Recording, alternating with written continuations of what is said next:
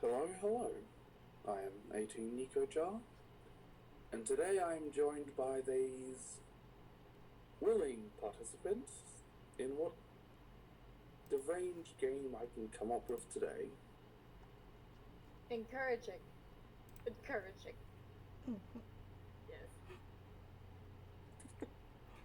Sounds great. Yes, sounds lots of fun.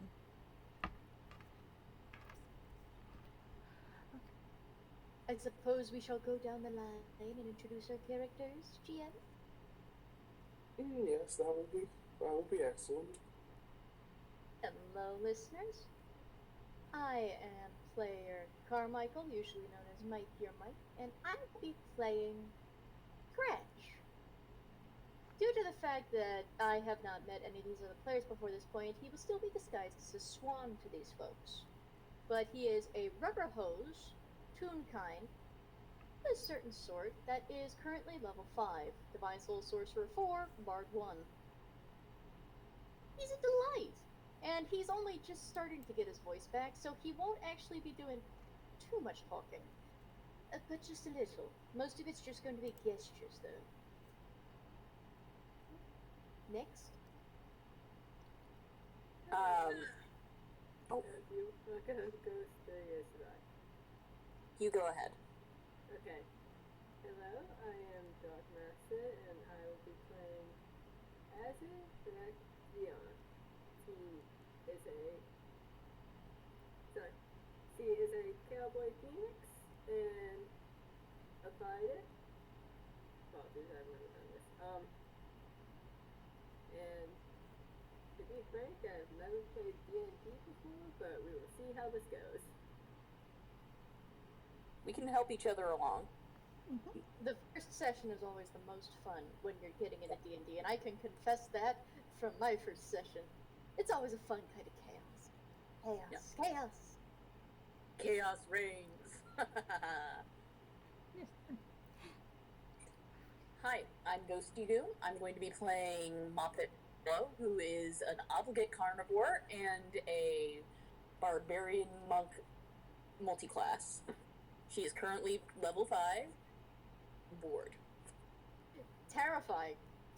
Barbarian multiclasses are always spooky.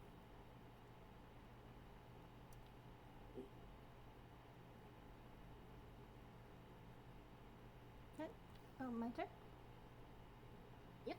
Oh, sorry. Okay, so I am Shadowrune-01. I am playing as my level 5 ranger, Danny. And he is, he's running gag. He's currently wanted. He's trying not to let anybody know that. So if anybody here already knows about him, yeah. Scratch does not perceive him because Scratch is probably also wanted in several locations. Okay, well this works out. Do not perceive. Just do not perceive. The emoji is just... Scratch does not perceive you. I'm going to be honest, Moppet probably doesn't know what laws are. Amazing. Yeah, that's always fun. This works in his favor, hey. Like I said, this is my first game, so I know nothing. Well, Azzy knows nothing, so... Great. It's great. You don't know anything about Danny. That's perfect. Mm-hmm. And the less you know about Scratch, the better. The less you know about anybody in your group. No.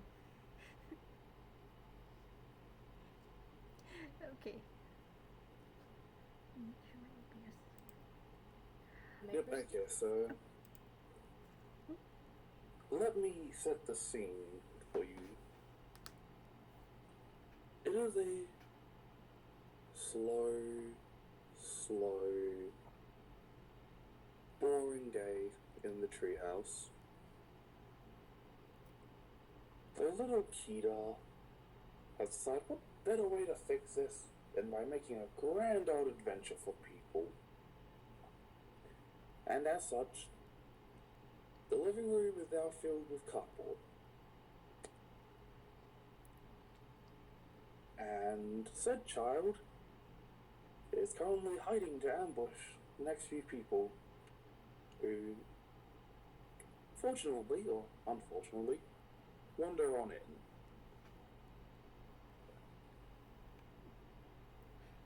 I'm gonna roll a d4 real quick to see if Scratch is gonna be the one that wanders into this unwitting trap first, or if he's gonna be somewhere else in the order, since there are 4 players here. No, he's gonna be the third person in. Okay. Gonna roll a stealth check. Yeah. Yeah. Jesus, a plus 12. Terrifying. No, plus 17. Oh, plus 17. Even worse, affectionate. Even worse. But yeah, Rangers, baby. Scratch is going to be the third person to come in, so 2 other people got to go in before he waltzes his happy butt in.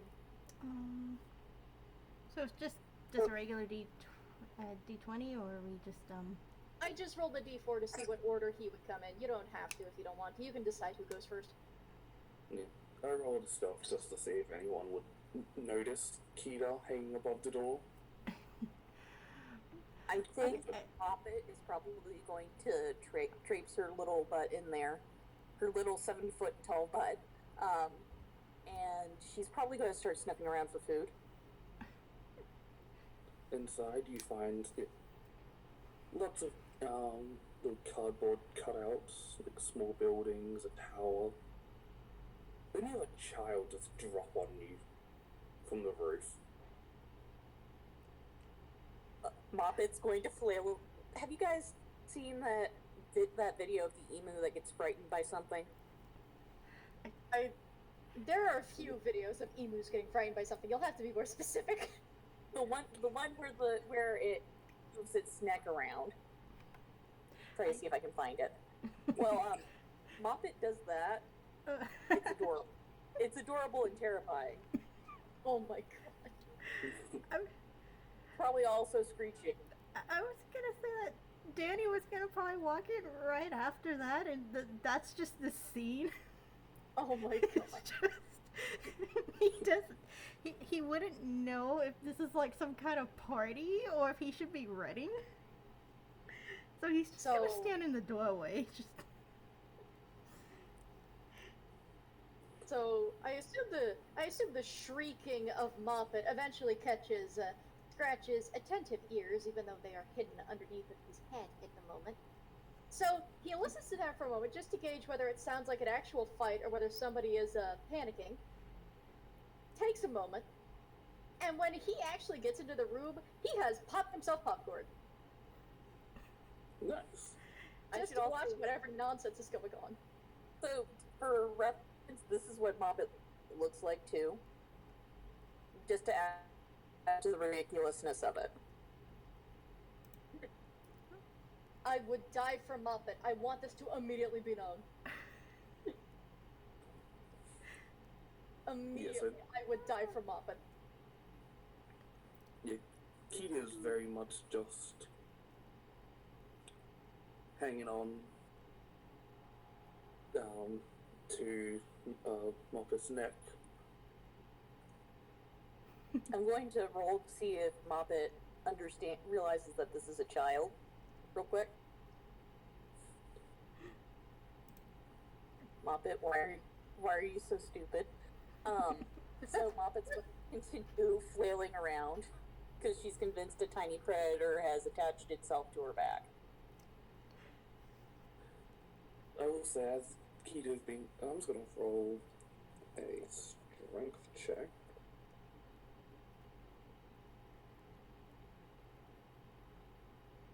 Yep. Kita's, then after a few moments, there is flung off. Can Danny try to catch him? Sure. Or what would I roll for that one? Like acrobatics. Pick me a dex check. Dex? If you don't succeed, I'll try, even though he has a bucket of popcorn in one arm. Just hold the bucket out. He'll Not land that it. big! He'll land it. You got one of those big gulp or what you call them? Oh no, he has one of those in his hand. Oh, His he face. didn't. Oh my god. Okay. Guess it's my turn. Okay, so Dex check. Oh, thankfully that's a +3.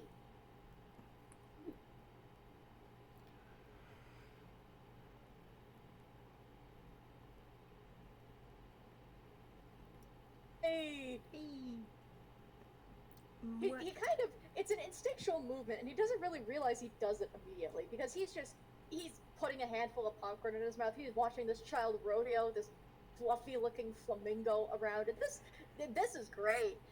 If it was boring before, it is not anymore. This is delightful. If he knew there was going to be a mechanical bull thing, he would have come down with cowboy boots. But alas, this is not a cowboy thing. And the child gets flung off of this flamingo creature's back and toward him. And I assume Danny, of course, dives to try and catch and presumably misses the dive altogether. Probably lands flat on his face. And for a moment, Scratch, out of instinct, tosses up the bucket, catches the child, and then the bucket falls back into one open hand, which he just desperately reaches up to. Oh, he got it. and he just, it's just a loud, phew. And then carefully lowers Cat Child so he can hold his bucket and make sure it doesn't spill.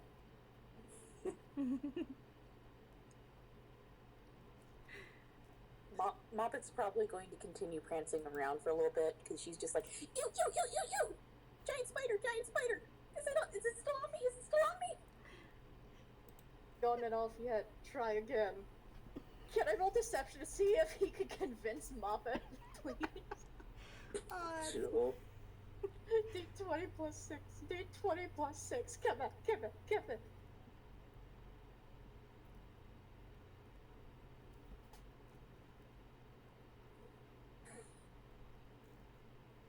A miracle. He says that with a poker face that cannot really hold very well, but still it's just like, nope, still there. Gonna have to shake a little harder. And so she starts shaking and she starts doing like a little a barrel roll and scooting on the carpet.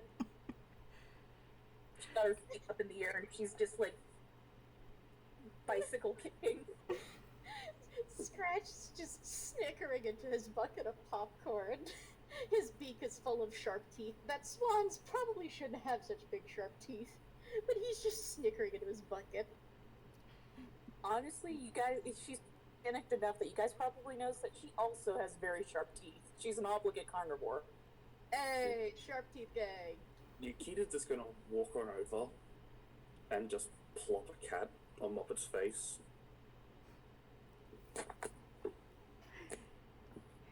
Danny's still kind of laid out on the ground, just kind of watching this and giggling. I'm going to try. Hopefully he doesn't get kicked while he's down there. But that would be his luck. He doesn't have great luck. I'm just gonna roll. What cat is it? 14. Yes. The dog cat was dropped on Moppet's face. Aww.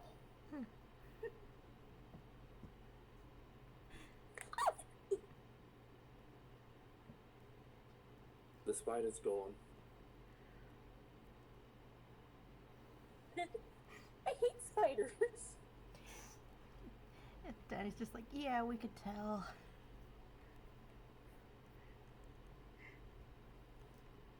You guys are not doing a good job with this eyes. I did not make out any of what you just said. I said you guys are not giving me a good chance to get acid into this. Apologies. Proceed. I'm just gonna say she just kind of walked in while Keita was putting the cat on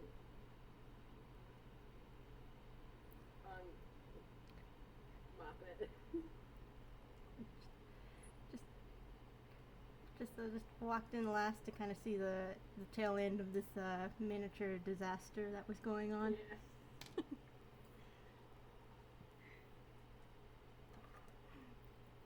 Well, at least you made it. So, I'm curious. Who's responsible for putting all the cardboard in here? Last I recall, this room was full of more cushions. Oh, that would be me. I'm working on something, and you four can help me, please.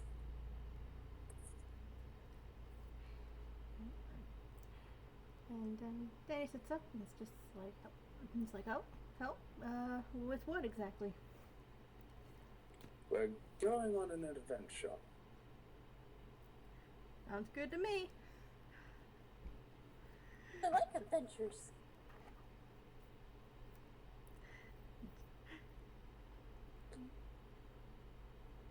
Would that adventure happen to involve any more, spiders?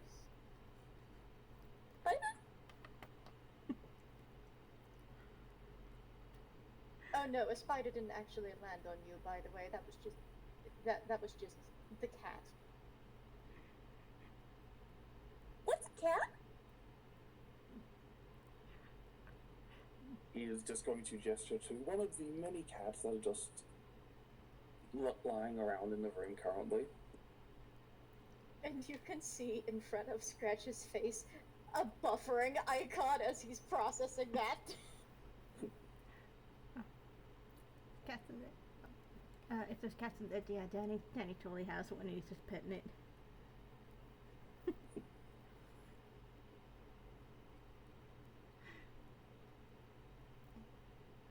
I wasn't kidding when I said that Moppet doesn't know what walls are. She basically grew up in the middle of nowhere. Oh, we love to see that. Oh, this is gonna be interesting. What's Azure doing, by the way? He's just kind of processing all of this.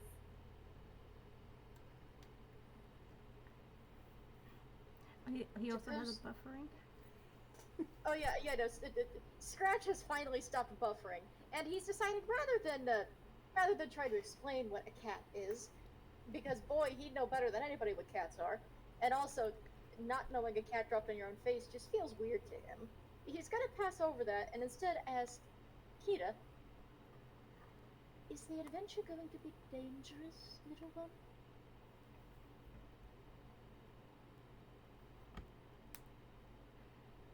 He just goes silent for a moment as they just look down at all his cardboard, like, don't know. Maybe. Is there going to be a reward? Yes. Well, I'm in. I wouldn't go into an adventure unpaid. And he's just gonna he's just gonna start walking around like, now where do we sit? I don't want to sit on a prop. And just shovels another handful of popcorn in his mouth. Kita's going to direct him to a cushion, like pulling a cat off it beforehand. Yeah, sure did. He loves himself a good cushion, just flops into it, limbs akimbo.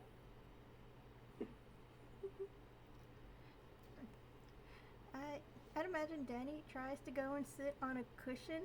He sits on it for a second, but it turns out to be a prop and he just kind of smashes it. It's a dunk. It's like, oh, he decides not to get up and just sit there. Just like, eh. I've had worse. As it takes one more look around before saying, and say, oh, what exactly are we going to be doing on this fine day? But in this kingdom, the foul wizard has placed a magical curse on it. And the king and queen need your adventurers to go and find him and defeat him. Defeat an evil wizard. I think I've read a book like this before. Shouldn't be too hard. Daddy's nodding along. However, he's strangely he's not taking it too seriously, and because in his mind it's like, well, okay, this sounds like this is a child's game. He's just playing along. Yeah, as his role, he's just trying to like keep the child entertained. Like, oh, we're just So- playing a game. Moppet's still on the floor, but her head like sort of slowly raises up from her position on her back, and she looks directly at the kid and says, "Will it be ham?" Ham. I can go get ham. I could see if I have ham in my pockets. Look, ham. Pocket ham. And yeah, he's gonna reach into his hammer space and see if he's got some ham on standby. Thank God that wasn't an immediate fumble. That would have been embarrassing. So, believe it or not, he reaches into his... Well, I should probably describe his disguise. Because he's not actually a swan, but he looks like one in the disguise. He's got the beak, he's got this bowler hat, he's got a vest, he's got this rolled up sleeve shirt. And he's got little spats, and he's got the little swan feet and legs, and he's got the fluffy feathery tail, like Donald Duck or one of the other birds. Mm-hmm.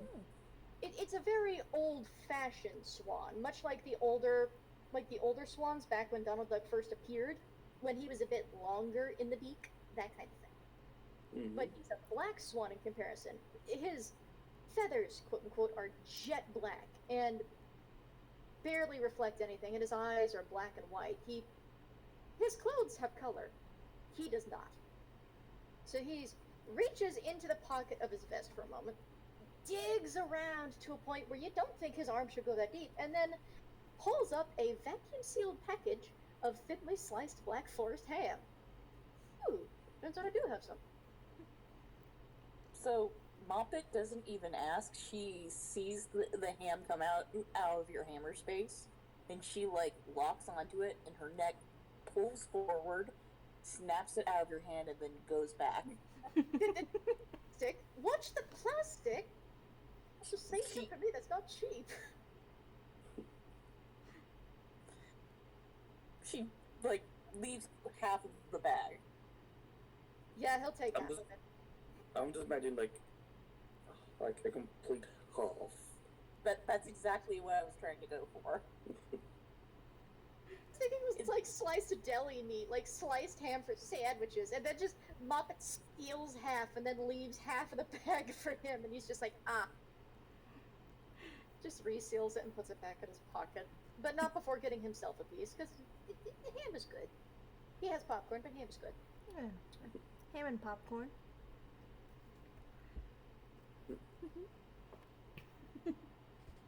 So, will we be making characters for this, or will we be playing something that you've designed? You can make characters. Wasn't sure who was going to come.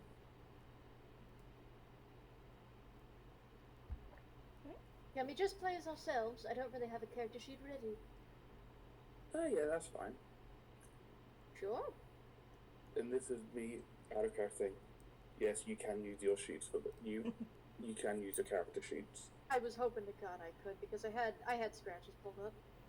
Mm-hmm. Yeah, I got actors pulled up too. Yep, same here.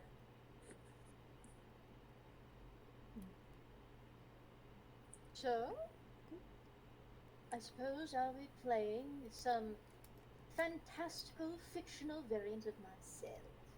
We'll see how this goes. Mm-hmm. I'm trying to roll something. Let's see. Mike, what Aye. DC would someone have to make to beat Scratch's disguise, like perception-wise? That's insight. And considering it is a disguise kit, which I should probably roll for that on his sheet, actually. Give me a moment.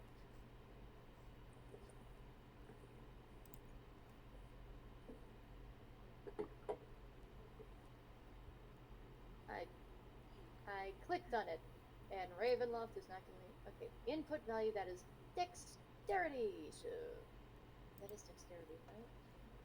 I think. Is the disguise kit dexterity or charisma? I forget.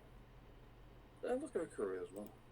Okay, then charisma is a +3 and +3 for proficiency, so that's a +6, so d20 +6.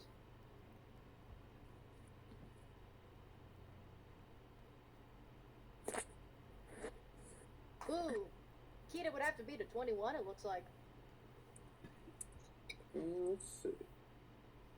Yeah, no. Scratch I just looks guess like that- the real scruffy looking black swan. Mm-hmm. Okay. So, let me set up the scene. The four of you approach the palace. A grand place. Lots of fancy artwork. Columns that serve no purpose. Scratching posts. And in front of you, a pair of two knights guarding the door. One is sitting down, and they have a battle axe slung across their back, while the other is standing on their back legs, a sword and shield at their side.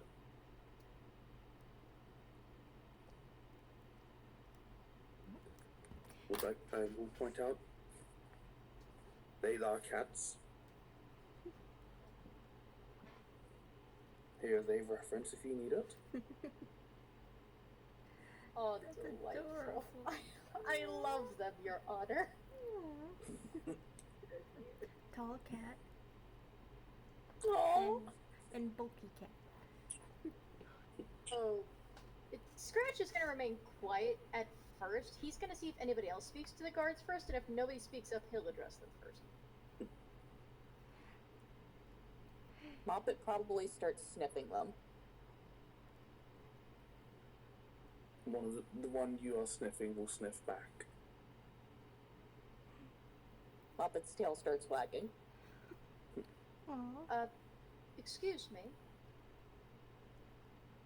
I believe we have business with the king, was it? And Queen. And queen, yes, I do forget. They do seem to blend in together after a while. The guards will nod and they will push open the door. The one that's on all fours will just start escorting you. Or the one that's the thin, lanky one is going to drop down and just sprint ahead, then stand up. And then when you catch up, you're going to drop down, sprint ahead. He's just going to keep doing this. Very much a case of he can't walk on two legs, but he can stand, and that's something he's proud of. Scratch had a childhood spent around so many cats, so he is very used to this behavior, and he is very patient about it.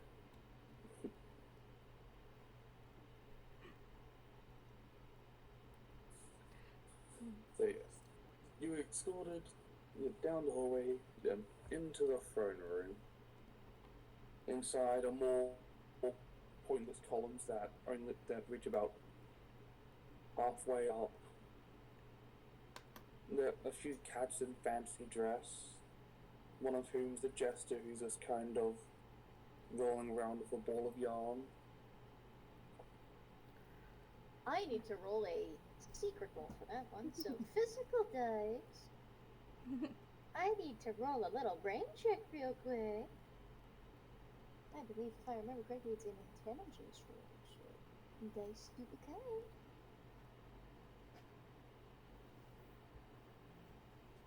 The dice are not. Unfortunate. He proceeds on with no recollection, but does stare at the jester for a good moment. Something itches. He just doesn't know what. Yes, so, upon reaching the throne, there are two of them sitting right next to each other, a silver one and a golden one. The silver one is empty except for a crown, and in the golden one is Queen Kida, the golden crown. And yeah, they're going to speak up and go. Greetings, mighty adventurers. Have you come to aid us in our time of need?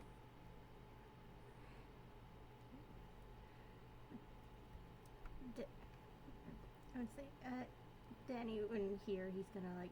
He's gonna bow to the queen.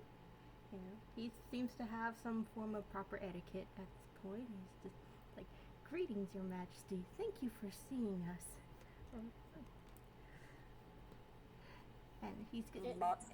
Moppet is going to try and sniff either the queen or the king.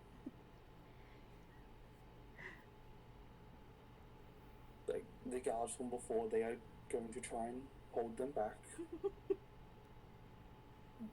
Scratch is gonna bow as well, because he also has a form of etiquette. Even if it is not, learned with good intention, he has a form of etiquette when addressing nobility. And he sees Moppet trying to go to sniff the queen. And she's gonna try to conceal a smirk at that. As it is just going to give a quick bow before going up and trying to pull Muppet back towards the group.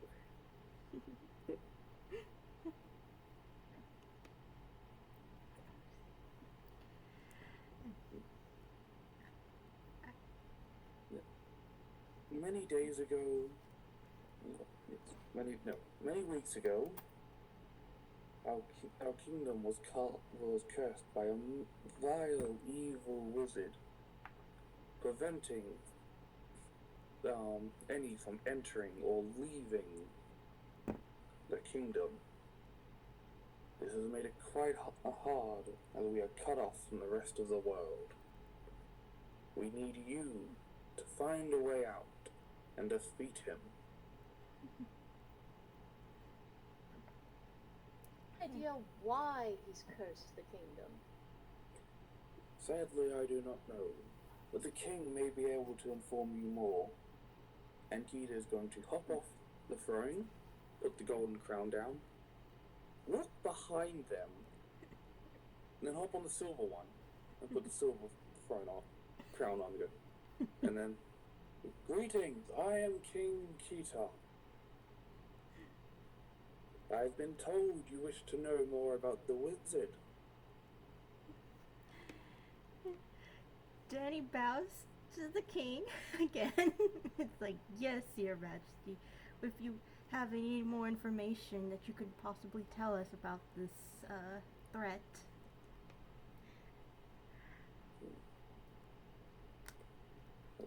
I believe it is because the wizard seeks destruction upon this magnificent kingdom.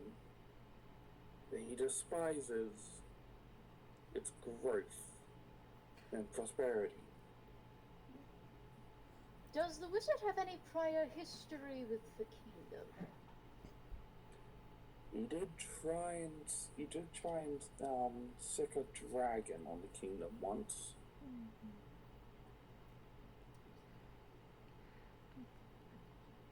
Thankfully, previous adventurers were able to stop him. And yet they did not kill him to finish the job.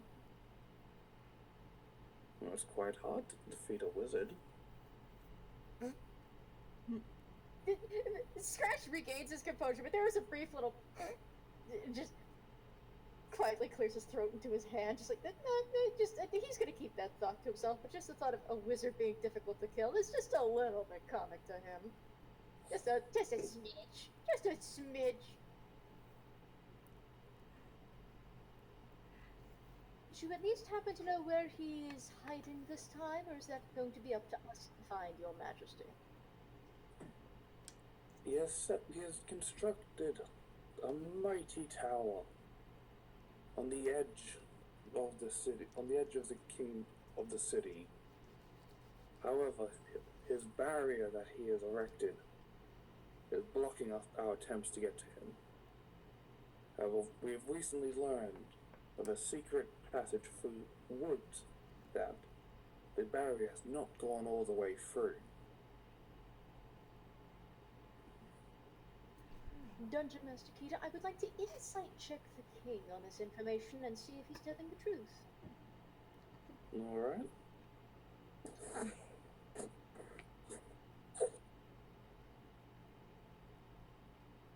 And what is my bonus for insight? That is a +3. Okie dokie.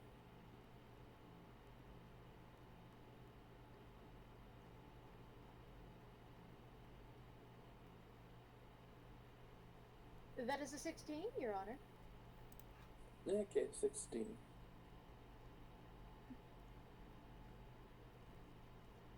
The king seems to be telling you the truth, though. A bit off about how they defeated the wizards last time. Seems like something interrupted, and it's just easier to say, oh yeah, the wizard got defeated.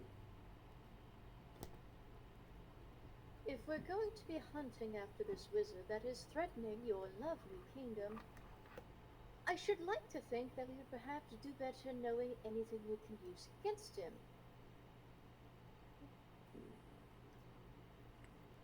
Anything you may know, anything you may be holding on to? A weakness? Your Majesty? A secret weapon? Or Secret weapon is That cool. might protect us from his magic. Above board, Dark, could you repeat that sentence, please? Perhaps something that might protect us from his magic. That too, yes. Anti-magic would be quite useful. Mm.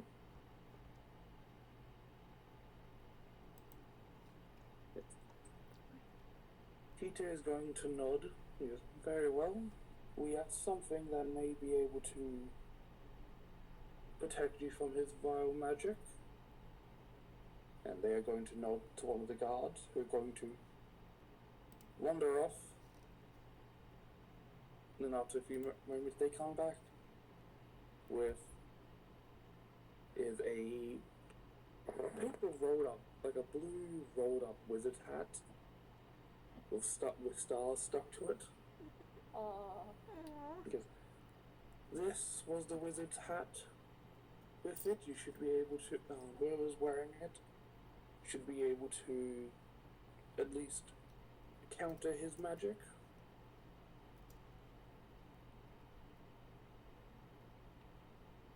At the table, pretty is going to glance at the others to see if any of them are playing any casters that would like to pick it up.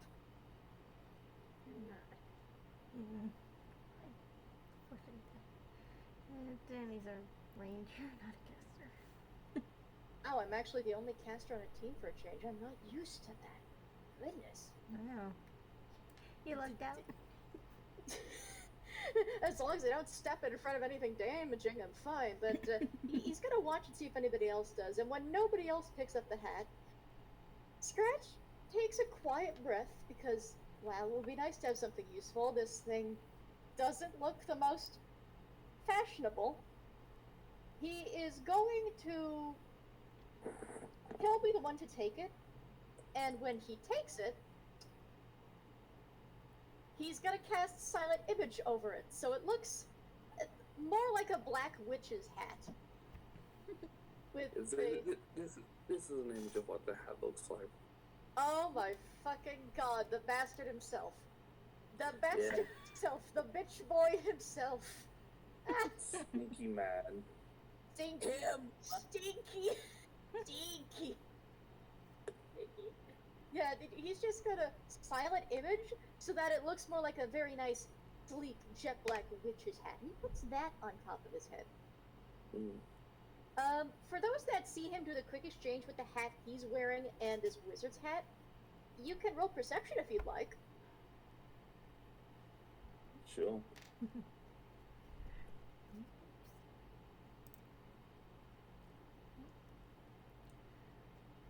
Rakita has expertise in perception. Of course. We'll see how the other rolls go before I say anything.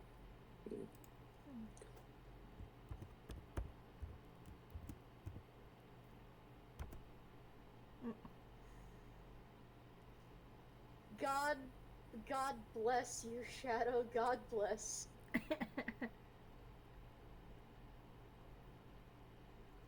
Okay, Ghosty, if you want to type that out, it would be exclamation D20 plus 1 and then hashtag wizard vibe check. Thank you. Mm-hmm. Yep. Actually, real quick, can I just have you guys type out your character's name in the player chat? Okay, so for those that beat a 10, you do notice there's something under the hat. You just don't really see what. Kita's the only one that actually broke a 15, though, so I'll type Scratch's name out first. Yeah, this is just so I can remember who's playing who.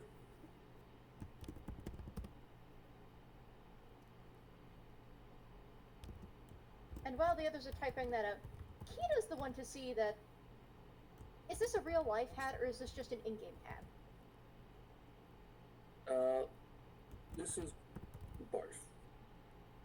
Okay, so for those real life, you do see there's something underneath the bowler hat that really quickly comes and goes when he takes off and puts on the hat. And, just a moment, let me wish your buddy happy birthday.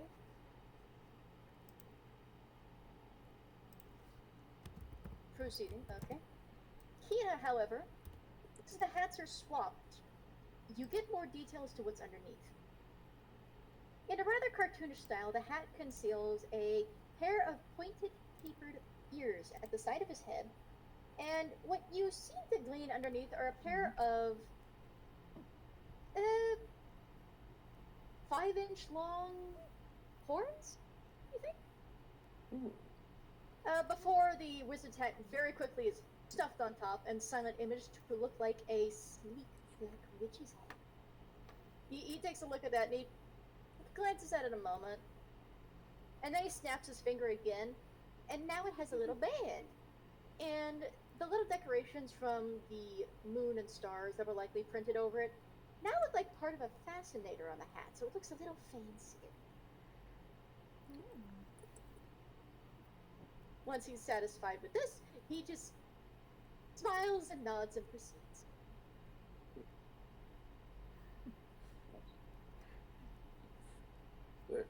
Yes. The Queen can show you where you can find this dark magical forest. Like he is going to get off the throne and do the swap again.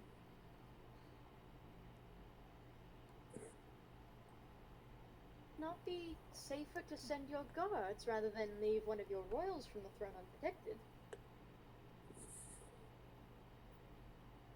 I will simply show you a alternative path out of the palace, one that is closer to the forest. Lead the way, And- Your Grace. And Queen Kita's just going to pull the throne to the side a bit, revealing a door that is more suited towards their size. Branch is making mental note of that for later, in case he decides he wants a little more payment on his way out. Listen, above board, Scratch has committed a lot of dubious crimes, the least of which being robbery. He's just casing it just in case. Just like, oh yes, we'll make mental note for later, just in case we get short of a little change. Yep, so are you going to go through this passageway? Give me just a moment. I'm gonna make the roll with dice parser real quick. Someone else can speak while I'm rolling. Just ignore this dice roll.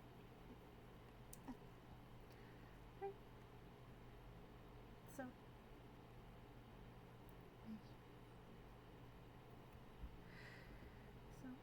okay, so he brought him up to the entrance, right? Already. Yep. Okay. Well, Daddy's gonna take a cautious step in. You know, make sure like check. Maybe he should probably check for like traps. Though, if it's from the Her Majesty, then like there probably wouldn't be any traps in here, right? Then again, the wizard could have booby trapped it. Yeah, I think I'm gonna roll to check for traps. Okay then. Is that Roll me a perception. Okay. Oh yeah, I see. I know how Danny's good at those. I say sarcastically. Oh damn, he really is good at that. Dirty 20. Did I Nicely say? done. Did I say seriously? You can't hear it because the microphone doesn't catch it, but I am doing a little golf clap for you. Dude. Good show. Sorry I doubted you, Danny. Alright, so is there anything worth noting, like, there within the tunnel? Danger? This very much appears to be a emergency exit for the throne room. You do note as you're leaving that the door seems that as you the door leading into the throne room, there's no way to open it from the inside. And when you get to the exit, very much the same. Like, it can only be opened from the inside of the hall, so... Okay. Alright. So, well, not impossible, it's very difficult. Right. Make a mental note of that. Difficult, not impossible. Alright. So there's nothing dangerous or anything of interest in here. Daddy is just gonna go right in. Oh, wait, is it lit up, or should he take out his torch? It's lit up. Okay. I don't know if I should roll to, like, pull out, like, a light source or anything. I don't think it would be a roll to pull out a light source. If you just have one in your inventory, you just pull it out and light it. Oh, that's true. Does he have it? Actually, I think he has, like, 10. Most characters start with at least 10 torches, yeah. The DM did say it was lit, so you don't have to yet, Okay. but Alright. it's good to know where they are. Yeah. While Danny is going through, however, for those of you that haven't gone through yet, you don't even need to roll perception to notice that Scratch is kind of glancing toward the jester cat that is distracted nearby. He hasn't really focused on the investigation of traps or the secret entrance immediately. He's distracted by something else. You gonna go play with the kitty? Did you Moppet. say that, or is that a player? Oh, I was just saying, like, is he gonna go play with the kitty? I don't know. Someone has to find out. Or Or he'll just move on. okay. I think Moppet follows Scratch's line of sight, and finally notices there's something very colorful with bells on it in the room. Oh no. Oh no. Oh no. Moppet like slowly walks over, like stands to her full 7-foot tall height with the hair, No. Oh no. and grabs the hat and runs away with it. Oh my god. Oh my god. The cat is going to meow, you know, that's like very much a hey. that does snap Scratch out of whatever was distracting him, but he's just watching Moppet run off with the Jester's belling cap, and now he's more focused on the hat.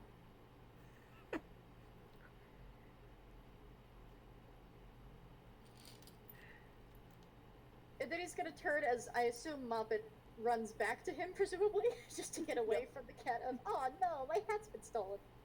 Yep. Moppet's also probably shaking the hat, like, you know how dogs are with toys? Like that. He just keeps hearing the jingle, and for a moment his brain goes, hang on a moment, can you wait to shake that until we're outside? Moppet's still got the hat in her mouth, but the jingling stops. Thank you.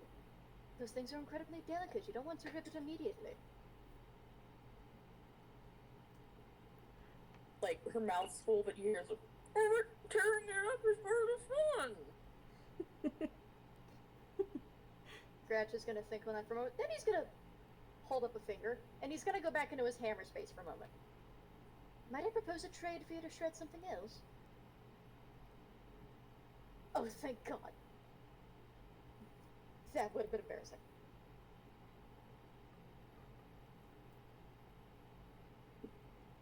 Now, Moppet first. What is Moppet doing? I was gonna say, Moppet's listening. So he reaches in. Now, keep in mind, Scratch is... He's used to dealing with other animals, but most of his life experience, again, childhood and from onward, is with cats. He was raised by cat-based tunes. He's known cats most of his life. He thought he was a cat-based tune for a while until he found out he wasn't, but semantics. And as such, he tends to keep a couple things on hand for feline-based tunes and feline-based pets. And so he pulls up what appears to be a... Let me coin flip, actually, whether it's a cat toy or dog toy. He appears to pull up a fluffy, chewy dog toy that essentially looks like this jet black rubber hose devil with fuzzy chest, fuzzy arms, and fuzzy limbs, with these pointed ears and these long white horns and these big menacing yellow eyes, but he shakes it a little and it also jingles. Dingle dingle dingle. So, like, you guys can tell from Moppet's body language, she is super excited about this, so she drops the jester hat and, like, just goes for it like she did with the ham earlier. Yeah, he tosses it down the tunnel so Moppet can chase it, and he's just gonna pick up the jester cap. I just imagine that it probably hit Danny and then immediately he's like run over by this fluffy flamingo. Honestly, how tall is Danny? Huh? He's oh damn, what did I put in this? I think I put him as he's like 5'6", I believe.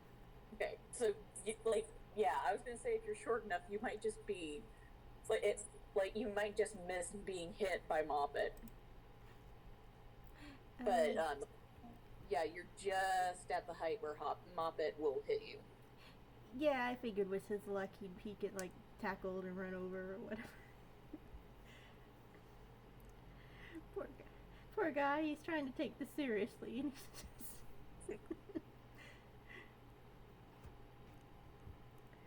no, he's still having fun in the end. Still having fun.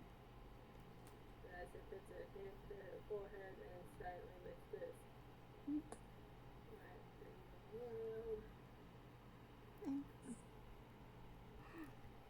And Scratch. Oh, sorry. Shadow first. I'll go next. Oh no, you go ahead. Scratch looks the cap over for a moment. In his earlier role, he does look at it differently, but after glancing at it for a moment, he instead well, this was a roll for something else, and instead of giving it back to the cat, I'm gonna coin flip to see whether he gives it back or whether he puts it in his hammer space. DM, which heads or tails? Which would you say is keeping the head, and which would you say is returning it? I want to say heads is returning it.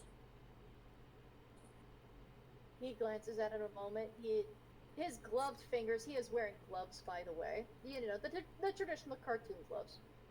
Sort of rubs one or two of the bells.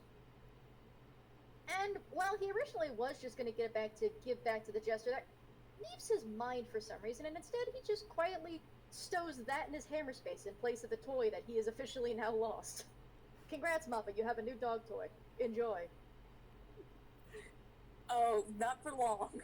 Oh yeah, no, 2 dogs. I have 2 dogs. I understand that toy's not gonna last. Probably looks incredibly comical as you tear it to pieces, though. Mutilated. I imagine he's still probably standing on Danny this whole time and probably bites him a couple times. Oh. Just bites his sleeve and shakes him like a dog toy.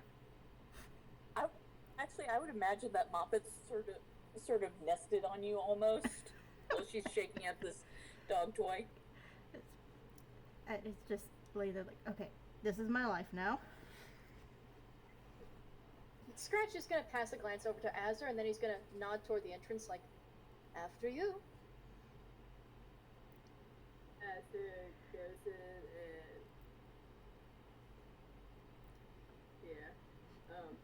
once he gets to Moppet, he just kind of like tries to help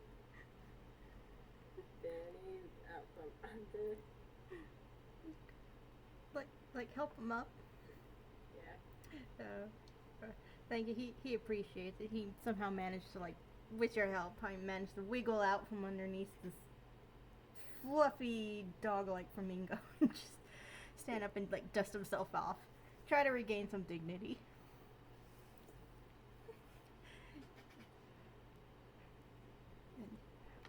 Okay, and he give you an appreciative nod too. Like, oh, thank you. I could give like a little tip of the hat in return. Well, shall we go then? He looks down at the tunnel at the end. And Scratch does follow. So, As it says it.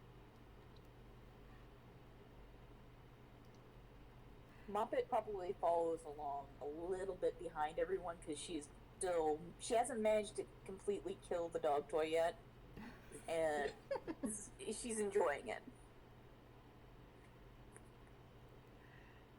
That's amazing. enjoyment in seeing that essentially the funny little Cuphead devil toy just getting absolutely shredded.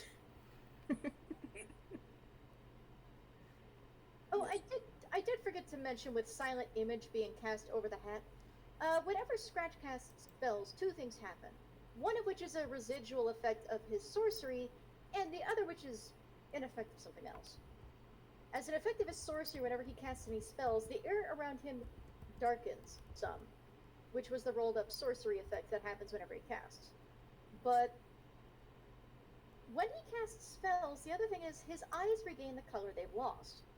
And they also go, this bright, glowy Halloween yellow with these black pica pupils. So instead of being black and white, it is now yellow and black. Mm-hmm. No. And it's going to stay that way until Silent Image wears off. Which, let me just glance at it real quick. Up to 10 minutes. So yeah, his eyes are going to be fine for up to 10 minutes. Okay, cool. Yeah, so from the secret casts that you exited, you are able to see a large forest. And you see a large forest off to the side in the distance. You also see something in the air that's surrounding everything else. Like something shiny in the air. Is that an Arcana or Nature check? At the moment, you would have to get closer. Scratch is gonna cautiously get closer. I mean, like, this is like a few minute walk. Oh. Okay, yeah. Alright. Once they get close enough, he'll investigate. But for the moment, he's sticking with the group. Yep, so just perception or arcana. Your choice. So Arcana or what was the other one? Perception. We'll go with Arcana. He gets a +2.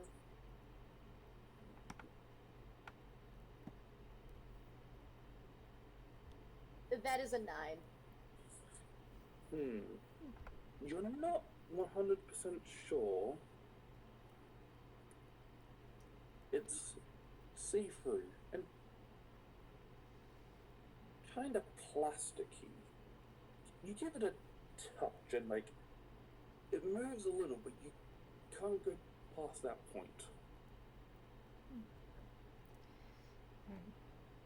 I was gonna say that Danny Out would, of character, yes, that is glad wrap. Danny like would pick up a stick or something and like give it like an experimental poke. Maybe poke it a little harder when like if nothing happens. It's like As you poke, it's like when you poke harder, you're able to get a bit further, but like it still stops.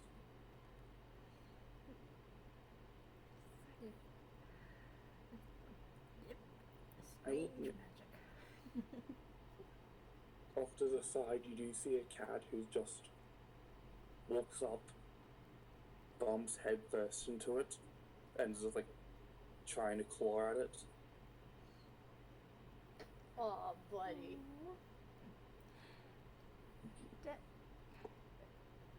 He's gonna go, Danny's gonna go over to the cat and like just kind of ask like, "Hey, what you doing?"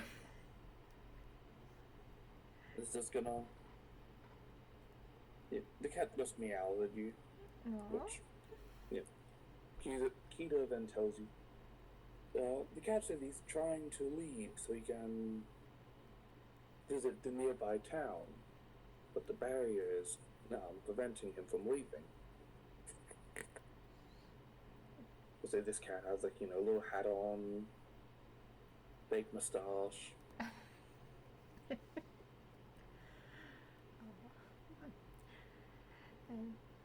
Well, Daddy's gonna just like reassure him, like, well, don't worry, we'll do our best to try to fix this so you can go visit your town, your relatives or your friends or whatever. And he's still trying to like figure out like how to like get through this. He's like pushing his hand against it, like He's like, anybody got any ideas?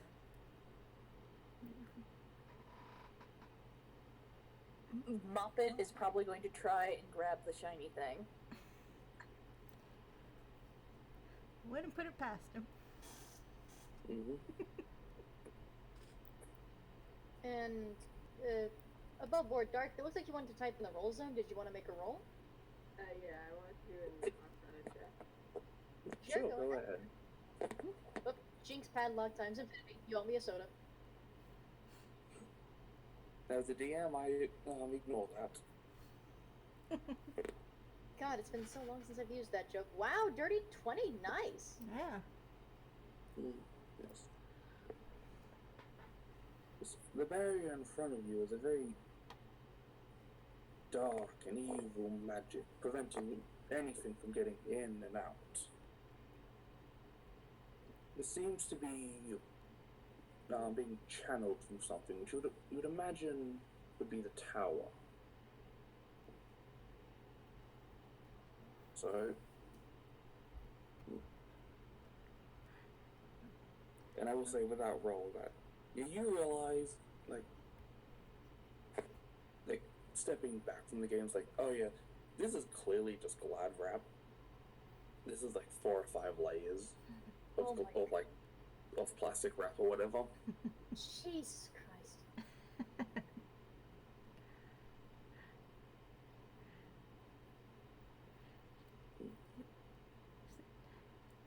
Danny can just So like what does Azure do with that info? pull out a knife and try to no.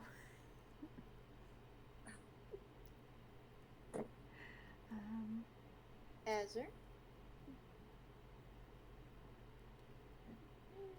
And he did say that the video was not fully to the forest. There was a path there.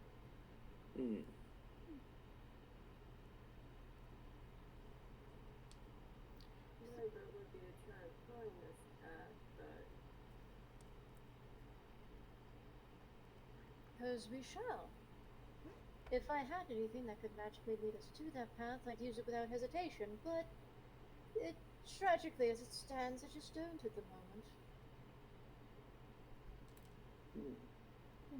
Moppet tries to run head first at the saran wrap, and she bounces off. I'm gonna go with my original idea, and Danny's just gonna take out like a knife and just see if he just like maybe puncture it. He's gonna start it off with that. You make a strength check. You make an attack roll. An attack? Yeah. Okay. Just to see how far you can get through. Okay. So attack is it's a 1d20. 1d20 plus modifier and proficiency. Okay.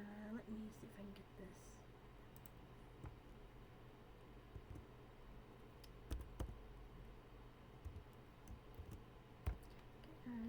Hope I did this right. Oh. Yep.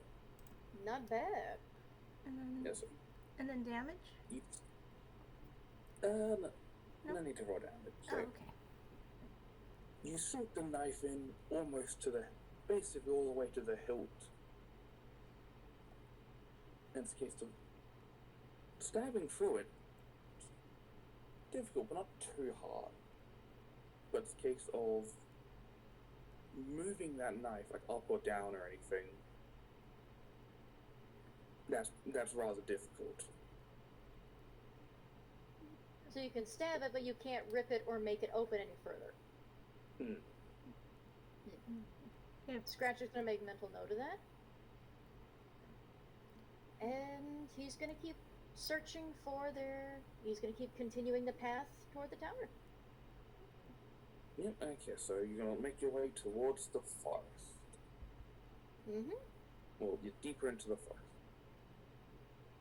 I would like to roll in stealth, if that's alright. Yeah, sure. And he would ask that above board, because, sneaky beaky like. Yep.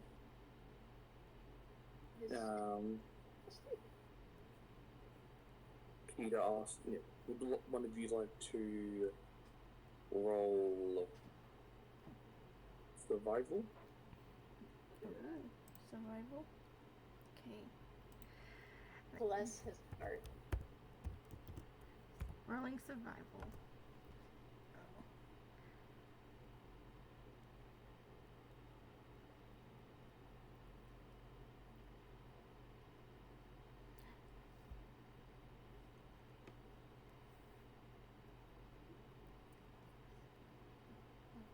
Okay, so I assume that Scratch is not so sneaky as he thinks he is. Nope.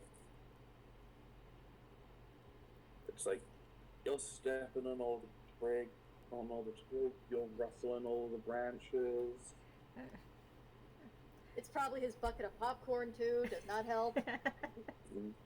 Like more than once, as while someone's navigating, you're just, I imagine you're plucking leaves off trees. Like that kind of shit. I was gonna say before Danny left his spot, he was gonna signal the cat over, the one who was trying to leave, and he was just gonna point out that he made a hole in it, and he can't do much for that, but maybe the cat could just work on that if they want to. How high did you make the hole? He may have made it. Well, he didn't stab up or down. He just kind of stabbed straight forward from where he was holding the knife. So around what? I'd say about 4 feet tall. Yeah, roughly around there. He wasn't yeah. It may have been too high. Yeah. Oh, all right. But he tried. Moppet is going to try to punch it with her feet. Okay then. I imagine a cartoon kangaroo, how they kind of balance on their tails and then they just kind of use their feet to kick. I don't know why, I just got that image. A lot of Moppet is based on emus. There is like a way you lose attack by like hopping up in the air a little bit, just kicking out. It's very cute. Seems like a very easy way to land on your back, too.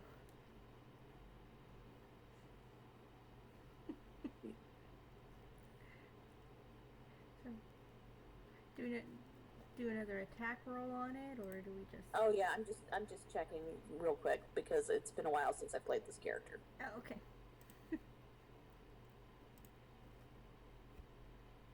They're doing this. Scratch is gonna just playfully say to the party, I am walking toward the forest now. I am walking. I would like not to leave anybody behind. As is the scare follows Scratch. Oh.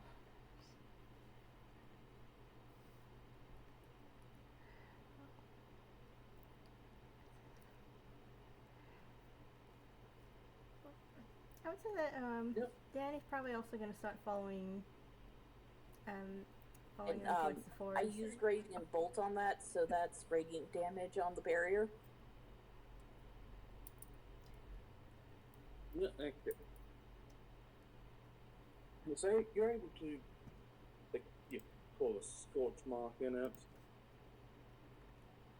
Like, that area is a bit weakened, but, like, that's just a one spot.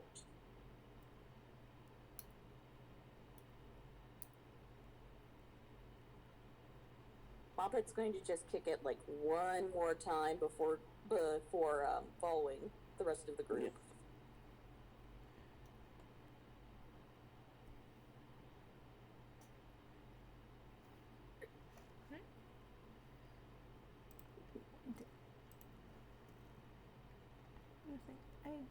I wrote survival for Danny and he got an 11, so I'm guessing he's not doing so well walking through the woods. Yeah. Which shouldn't be a thing because he's a ranger. He's supposed to know everything about forest. Yeah, I was gonna say, Danny and Azur? No, Azur? How do you say that? Azur? As in like the color. Azure. Okay. Yes, sir. Danny and Azure. You're able to pretty easily make a path through the forest. So, yeah. Making sure they don't get lost. And eventually, there seems to be you start feeling the barrier come on through, but there's a certain point where there's a hole in it.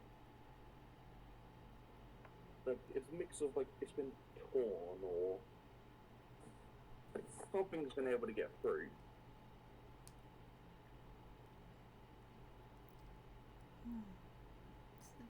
So they came across like a hole? Yeah, a hole in the barrier. So, if you said it looks like something tore through it, Look, there are bits of it on the ground that have clearly been ripped.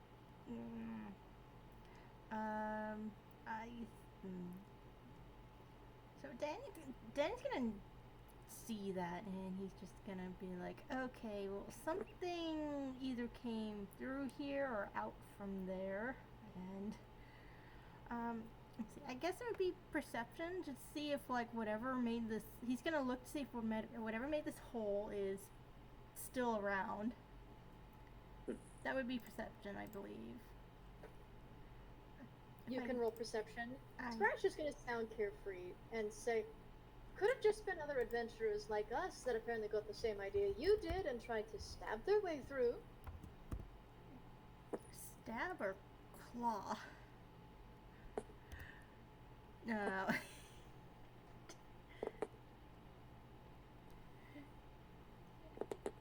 Then you got like leaves or stuff stuck in your eyes.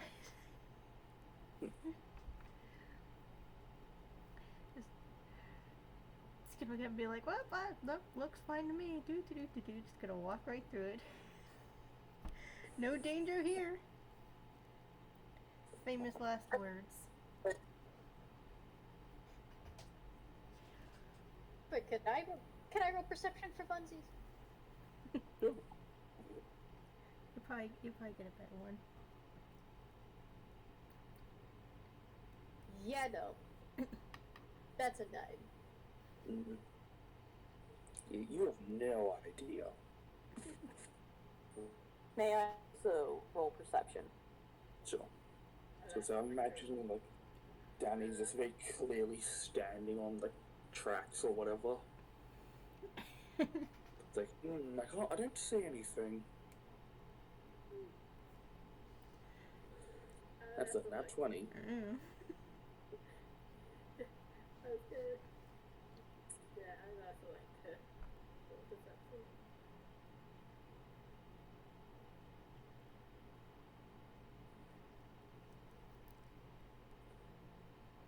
That's a 5.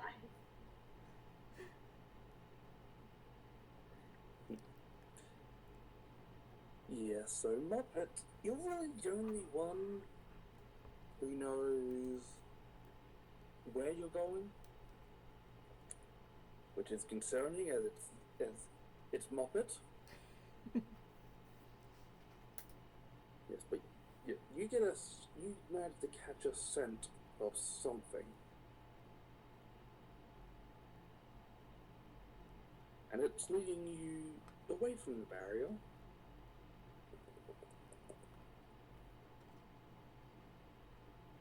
I think it broke And- out and started heading somewhere. Well, we should be heading toward the tower, right?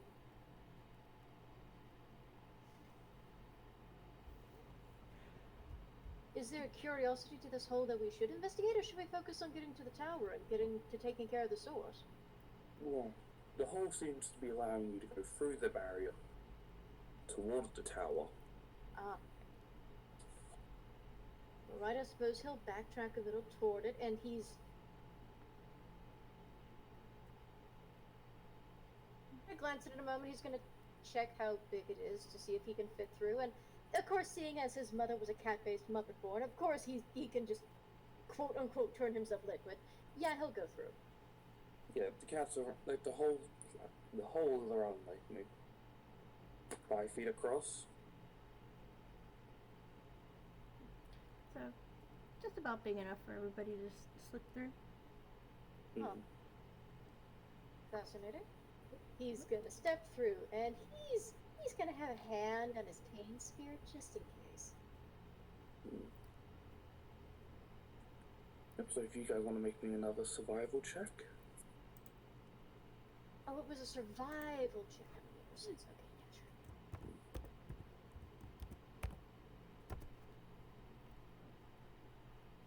13. Alright. 15! Oh, that rolled... Oh, that didn't roll twice. That was just Dark Master's roll. Okay. Yeah, I got the 15, you got the 20. No, I got the 15. You got the 20. You have the plus 4. I got confused. It's okay.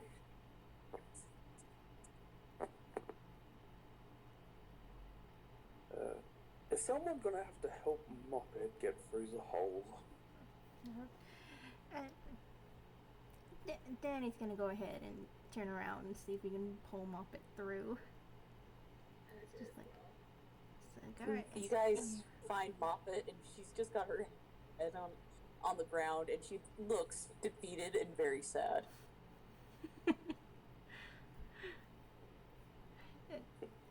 And so Danny's gonna try to like maybe just kind of ease her through, try to make the hole bigger if he has to. It's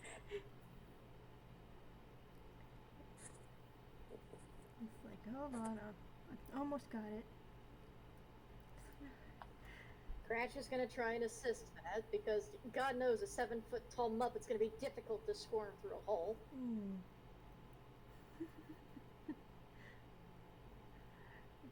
It's like, Danny's thinking, like, wait a minute, I'm gonna do a quick roll. Let's see. Okay. I haven't used the hammer space roll in a long time. Is it just a regular D20? I think it's a 10. Yeah, it's a D10, and if you roll a 1, then you roll a D20 for whatever's in your hammer space.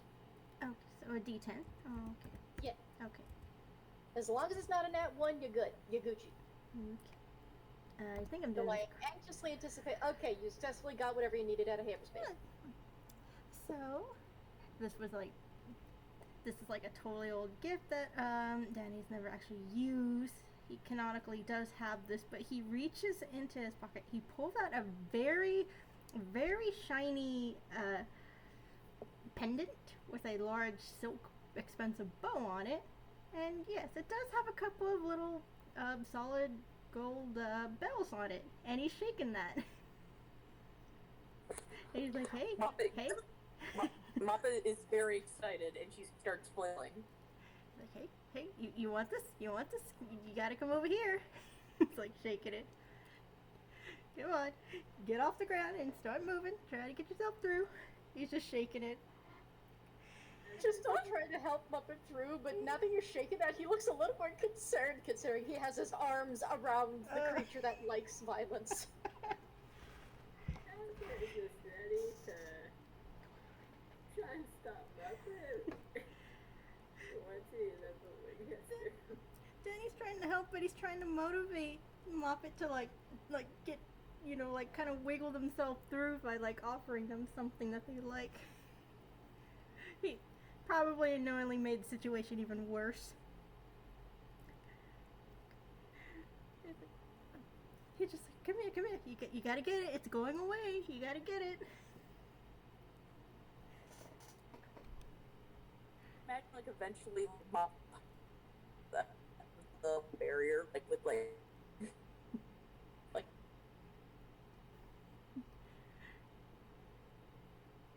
And what? I think you cut out for a minute. Yeah. I imagine that eventually Moppet pops out of the barrier with, like, just a noise. Like a. I can't make the noise. Like a. Yeah, that's the noise I was trying to make. And then Danny realizes his mistake because he's still standing there holding this toy, and now he's got this 7 foot tall Muppet charging at him. Yeah. It's like, She, like, okay, I'm going to roll a d20 to see if she can stop on a dime fast enough to avoid bowling you over. you know what? It'd be a lot funnier if, like, if she didn't. Well, she didn't. He's There's just, like, a huge dust cloud, and, like, when it settles, like, she's sitting on top of Danny with the toy in her mouth. Once again, this is my life. He's getting sit on a lot. Okay, Scratch has a 9 to strength, but for funsies, can I roll to see if you can casually try and pick up this Muppet and just carry Muppet away? Since he had Muppet siblings and a Muppet mom, can I try? Sure. Okay, so he gets a -1 to. Is it strength or athletics? I want to say athletics. That is still a -1. Okay.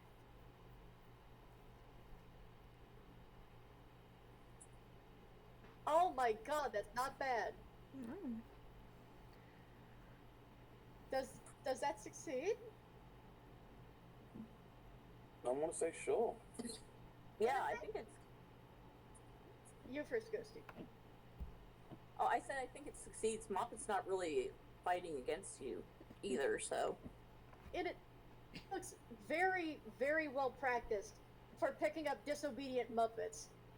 Scratch reaches down, arms under, and just whoop, lifts Muppet very effortlessly to where Muppet's neck and head kind of just droop over one of his shoulders while he just holds the rest of Muppet's body like a baby and just walks toward the tower. Has his eyes are just a funny look. I like to imagine, like, Moppet's head, like, leans backwards, like, dragging, almost dragging on the ground because, like, her head's drooping over the of his back.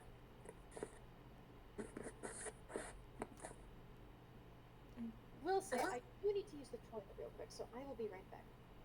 Yep. Gonna say, do you guys want to take a break at the moment? Yeah. I'm gonna go get more water. Yes. So, I could pause the recording here, if Yep. everybody needs a break. Yep, so let's have a 10-minute break. Okay. Alright. Awesome. Alright, I will pause the recording right now. Okay, we should be unpaused. Alright, so where were you? Oh, yeah, Danny got tackled again. And then Scratch picked up the Muppet. Yeah. Scratch has picked up the Moppet and is carrying them away like a very, very big fluffy stage prop, like a very big fluffy child. Which you would not expect considering he has a 9 in strength, but the dice said, okay, the older brother instinct kick in, pick up disobedient child and walk. So I believe we're all heading toward the tower through the forest. Yep. Danny once again gets up, dusts himself off, try to save some dignity, and then he follows after.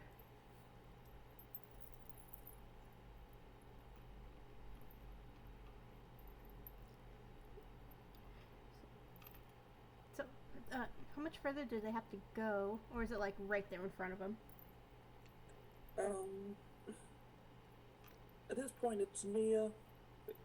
You're nearing the base of it. Yeah, sorry. Sorry. Yeah, so you've neared. Yeah. So you're about maybe 2 minutes away from the though.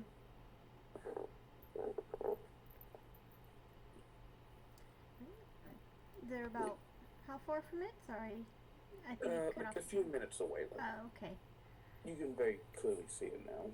All right. As we get closer, Scratch is gonna set down Moppet so he can try stealth again.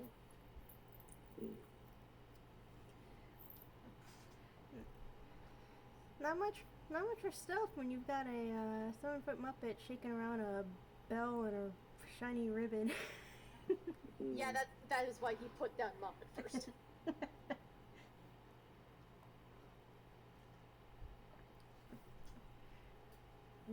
Somehow is 1 point worse than before.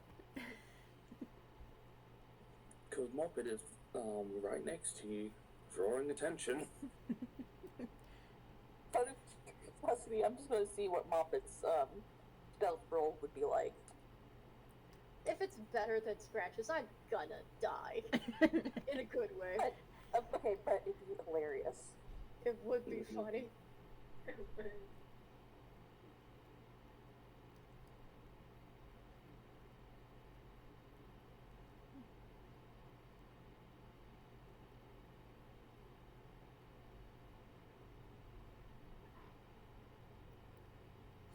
Oh my. So the jet black swan is barely chugging through the forest while the neon pink fluffy looking tropical tiki drink looking flamingo is just strolling through completely undetected. Shaking a bell around, if they still have it. Yeah. I like to imagine you guys don't even see Moppet anymore, but occasionally you hear jingle jingle. Actually, that does pose the question, considering the fact that Moppet's shaking a bell, shouldn't that be with disadvantage then? Tempting, but rule of funny. Rule of funny, understandable. Understandable. I assume next time is disadvantage. Yeah. Understandable. Have a nice day. Scratch just loses track of the jingling, but he still hears it, and it's distracting him from being stealthy, so he just tries not to look annoyed, but he's continuing. At one point, it's like behind them. And then this is like something out of a horror movie, just walking, jingle, jingle, jingle. It's like Jingle, they're being jingle, jingle. they're being stalked by something in the woods. It's just out of sight. It's just jingling.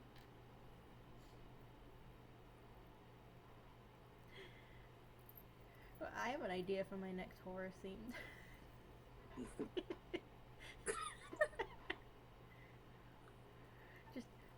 to Belle. Yes. So, Here's hoping Scratch doesn't get ambushed while we're walking through the woods. Hoping. Here's it- hoping. it's not getting darker, is it? Yeah, so you finally exit the woods, and you're now almost at the wizard tower. And at this point, Kita stands up all excited and begins describing it in graphic detail, and then steps on it, crushing the tower completely. Oh, buddy. Scratch watches that and then glances to Arceus to just to gauge the expression and if that was intentional or not. It is a look of immense disappointment. Scratch is gonna think a moment, take a deep breath, and he's gonna stop the silent image on the hat. He's gonna use his second silent image for the day, and he's gonna make it look like the tower's on the floor again. Keith is gonna hold up hand up. Oh, okay, I can work with this. They're going to pick up the tower, and they're going to rip it into shreds, and just throw it up in the air. Yes. And as you approach the tower, there's a massive explosion. Boom! Kablam! Blammo! Oh yes, he just scratches like, oh nope, my character's diving for cover immediately. Yep. And from the wreckage, a monstrous beast emerges, crawls out of the fire. The wizard's robes hanging on to one of its many teeth.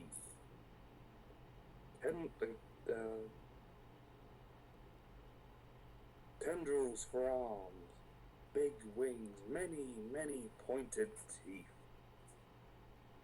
And Kita's going to plop a cat down in front of you. I'm gonna look at the cat and then Scratch. In character's just gonna say, "Suppose that takes care of the wizard problem." If this is the mighty beast in front of you. Wonderful. I assume we'll be rolling initiative. Yep. Okie dokie.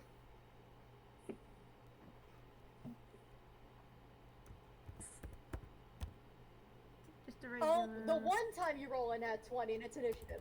The one time. I'm not going to pull my thing. I'll go ahead and pull up a blank notepad so I can write down initiative order. Yep. So it's just a regular D20. It is D20 plus your dexterity. Busted. Oh, Yeah. okay. That's right.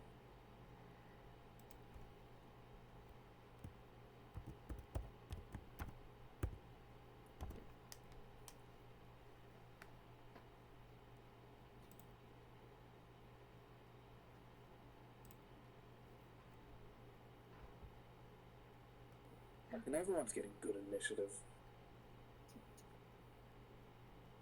And that's a 17, so I think between the two of you, you can use whatever method you want to decide who goes first. Mm. Okay, so first is going to be Scratch, then Danny and Moppet, you decide who goes first. Then it's going to be the Cat Beast, and then Azur's at the bottom of the initiative. My condolences. Danny Yeah, can go. as you got 18. Oh. Oh, my The mistake, I beast- was reading the 15, my bad. Okay, so Azur goes after Scratch. Then Danny, I assume you were going to say Danny goes next? Yeah. Okay, Danny, Moppet, then the Cat Beast is at the bottom.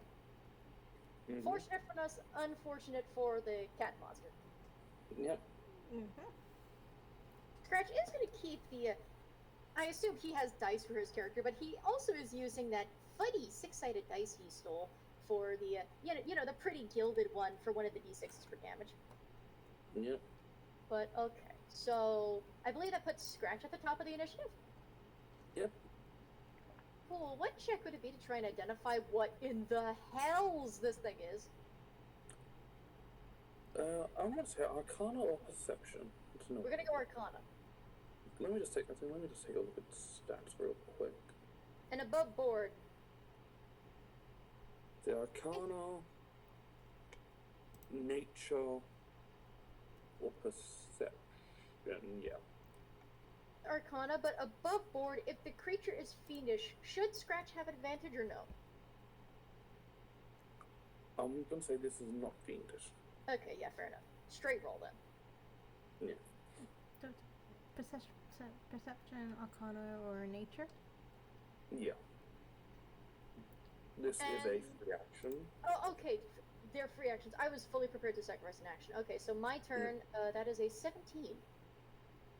Now, this is a monstrosity of some sort. Likely, probably something the wizard was making. Then, it blew up. Or it escaped. Oh, Cool, yeah. So, what size is it? It is large. Okay, I have an idea. So, Scratch is going to. He kind of plucks a little pinch of.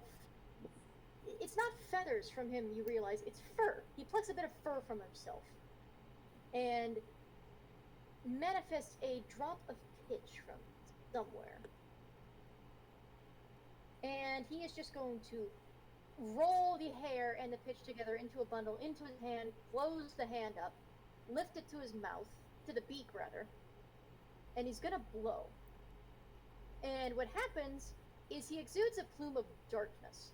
This is him casting darkness, but specifically, he's going to cast it on the wizard's robes on the creature's teeth, so that way the darkness bubble is only over the creature's head, hopefully rendering it completely blind.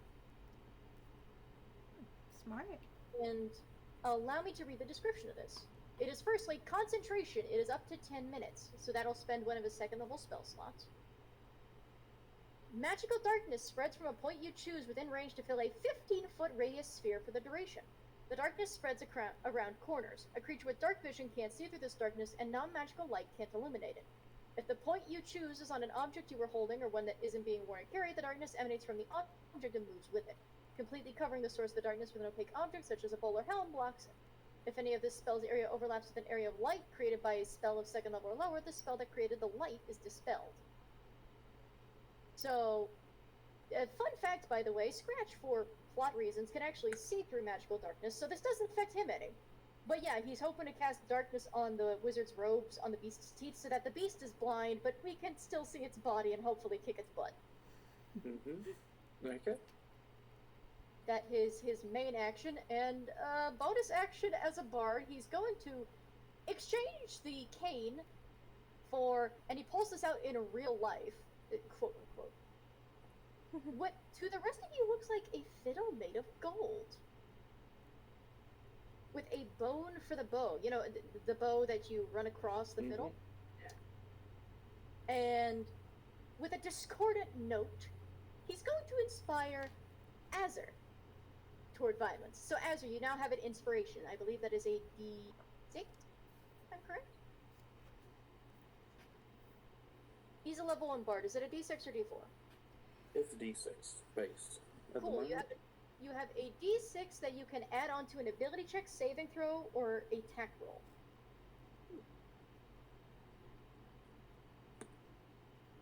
Nice. And that is Scratch's turn. He is also going to put just a bit more distance between himself and the thing. He's going to stay within 60 feet of it, but he's gonna skedaddle. Gonna get out of grabbing range. Oh yeah, without a doubt. Yeah, no, he might be a casty boy, but he would much prefer not to be a bowl of squid ink noodle soup. Thank you very much. Which is a joke because his limbs are rubber hose and they're all jet black, so. That's Scratch's turn. Next in the turn order is Azur.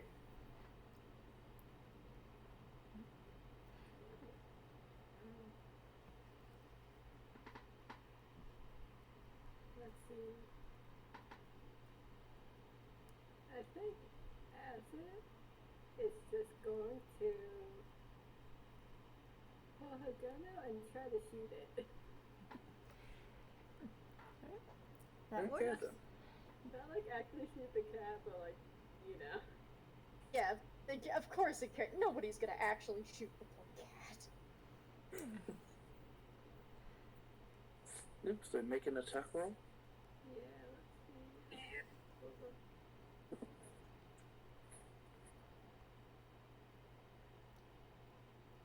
Oh yeah, there's sometimes I'm trying to figure out what is happening. So, what dice is it for attack roll? D20 plus your proficiency modifier, I believe. Yeah. So for you, if you're using ranged attacks, so that would be Dex. So yeah, that would be, if you are proficient with firearms, that would be D20 plus your dexterity modifier plus proficiency. Which at level 5, that'd be 2, I believe. Okay, so a d20 plus dexterity 3 and a 2 proficiency. The bonus at level 5 is 3. No. 3 plus Dex plus D20.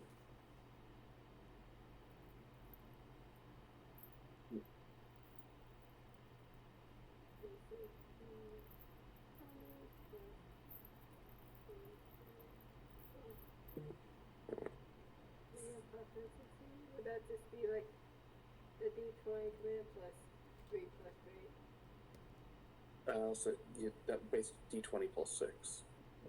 Okay. The d20 plus 6. Nice hit. Yeah. Now roll your Yeah. damage dice. Yep.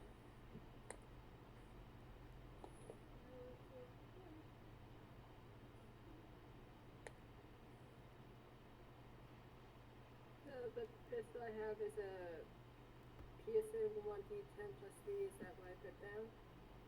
Yep. So it'd be a D10 plus 3.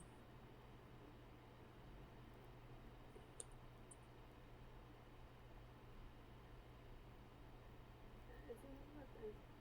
Well done. Yeah. It's almost maximum damage. Yeah.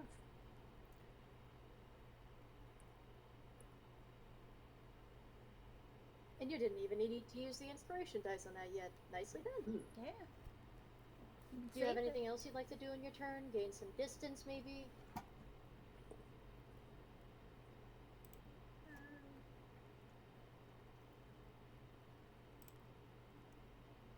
I'd say probably back up like 15 feet after that. Alright. Next is Danny. As I will say that the beast will get. As you know, it's blinded, so it won't at the moment. Mm. Good. Good. I get to maintain that. Good. Yeah. Danny, you're up. Alright. Okay. Swing, batter, batter, batter. Well, instead of a bat, he's gonna take out a crossbow. Right. And he's going to. He's gonna try and shoot it. That's my. Okay. Oh god. Do we have 3 ranged people and only 1 melee? Oh dear god. Oh no. Is this bad or good? Depends. Good for us, probably bad for Moppet. Oh, Oh no. as it does have a melee weapon, so if it worst comes to worst, she can use Let me it. see. So D20 plus 8. Blah blah blah blah. Nice. Yep, that hits. And then roll my damage. I kind of remember this.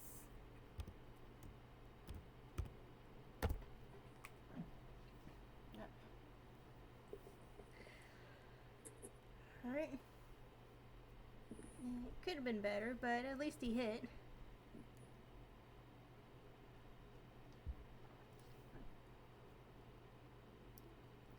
And Alright, would you like to move or get some distance? yeah, he'll move back. Also, like maybe 15 feet, just to like, just in case if this thing decides to like lash out or try to grab. Yeah, he doesn't want to be standing like right there. Poppet. And by poppet, I mean Moppet. Swing-a-ding-a-ding-a-ding-a-ding-a-hit. Yep. Moppet is going to, in real life, she's going to like shake her head vigorously and then cough up a d20 and say, "Like to rage, please." Oh my god. I love this fool, Your Honor. And she's going to try to go run at it and go for a flurry of blows. Okay. Barbarian monks are scary, but they're so much fun to watch do carnage.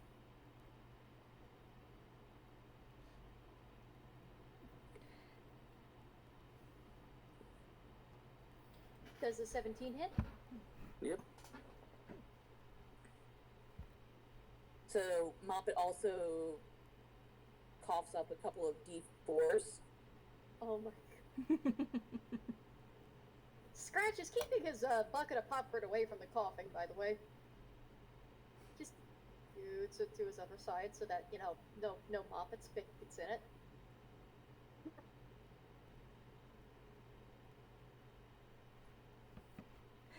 A few of the cats nearby are trying to sneakily make their way to the bucket.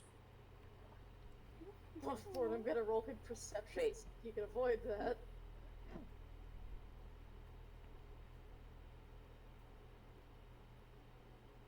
So a d4 plus.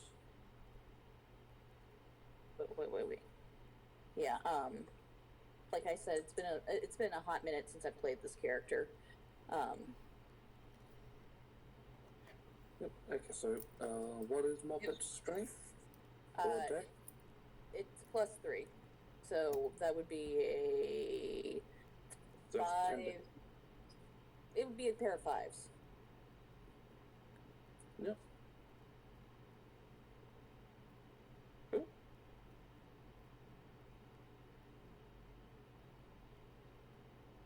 And while Moppet's figuring that out, Scratch rolls a 13. Does a 13 happen to spot the kitties trying to go over the popcorn? Considering their stealth check was a 9, yes. He glances over, and then he pulls the bucket over, and I'm gonna roll stealth to see if only the kid. He's only gonna try and make sure that the kitties see this, but Kita might see it on accident. Yeah, that's a 10.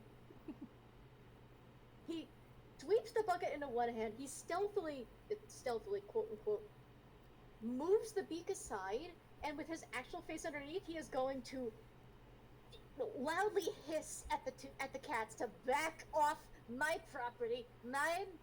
And we're gonna do an intimidation check. While Moppet goes to roll damage, and also more flurry of blows. So, intimidation is +3. So.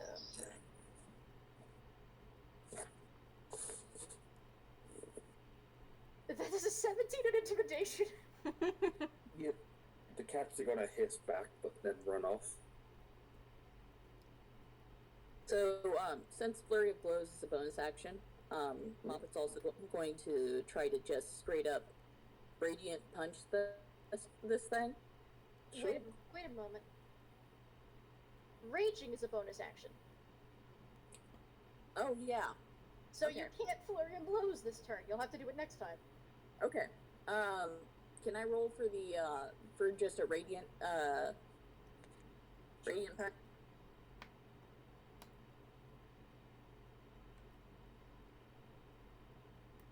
Also, since Scratch only rolled a 10 on the stealth, if anybody's even passive perception beats a 10, yeah, you notice he moved his beak aside, and you can catch a glimpse of the face underneath.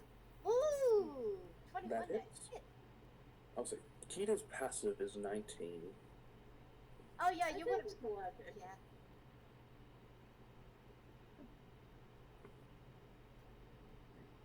Yeah. And that also does radiant damage. I don't know if that matters. It does not. But I guess so. Yep. And it's now the beast's turn. You hit it.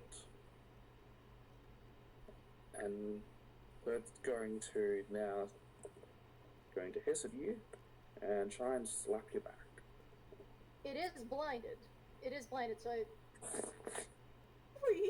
Please tell me that's disadvantage.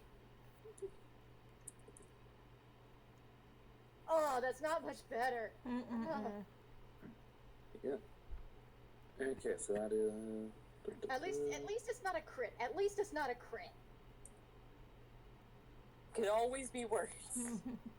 Don't say that out loud. Yep, so 6 damage for the first hit. It gets multi-attack. Oof. Yes. And how far away is everyone else? I was gonna say Scratch is at least within the 40 to 50 foot. Okay then. At least 15 feet to Ashley. Let's say exactly how far away. Yeah, okay. Actually, if I'm being technical, yeah, he'd probably be at the 30 foot mark. Not the 40 foot, 30 foot. Okay, so that is a 10 to hit. Moppet. Okay, that fails. Mm-hmm. And that's going to end its turn. Alright. Okay, then we are back to the top of the turn order with Scratch. He's realizing, of course, that menacing. It attacks a lot. Doesn't look like it's very fun. Okay, and he's still concentrating on darkness. He knows that a spell that would be instantaneous, that would do immediate damage, wouldn't break his concentration on darkness. But at the same time, it's a matter of what he would like to do, because ooga chaka, there's a decent amount here.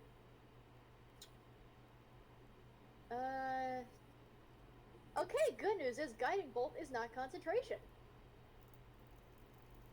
He is gonna use a 3rd level spell slot for Guiding Bolt.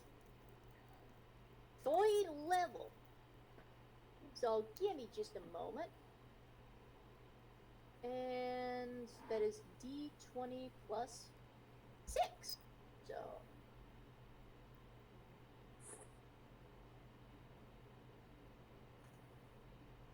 does a 13 hit? No, it does not. Shoot! That's a waste of a 3rd level spell. He watches as it flies high and just barely passes by it. And he just huffs under his breath, and he's gonna get just a little more distance. He's gonna stay within 60 feet of it, but yeah, we're gonna go to about the 50 foot mark now. And yeah, since the Bardic Inspiration hasn't been used yet, that's his turn. Hang on a moment, actually, wait. I can roll 2d4. I would like to use Favor by the Gods for the attack. Is that okay? Oh. Oh, 2d4. And he's going to invoke Favor of the Gods. And hopefully change his fortunes. A dirty 20. Does a dirty 20 hit? Sure. Okay, so... Okay, so that is going to be 66 radiant damage. And the next attack roll made against the target before the end of his next turn has advantage. Mm-hmm. So that is 66. 16 radiant damage total. And he smiles quite proudly at that. Nice. That's his turn.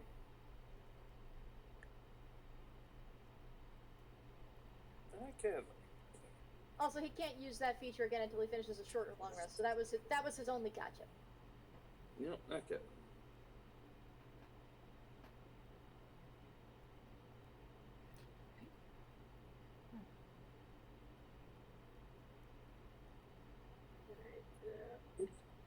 So it's now Azura? No. Azura? Azure. Azure. So Azure is just going to keep the dagger. He if you roll to hit him, you get to roll it with advantage. And what would that be for, like... You roll 2d20 and then take the higher number. Hello? Yeah?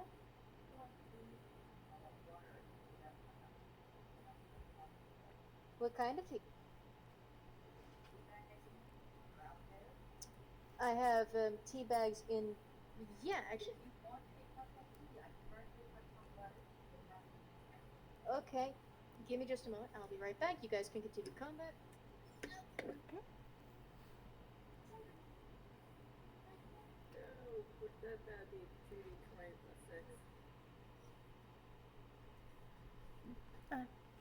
6.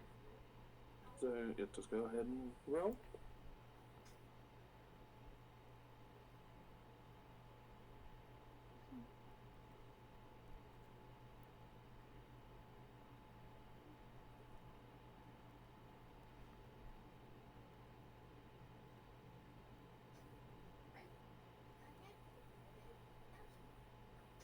Also, I know there's a kitty in here.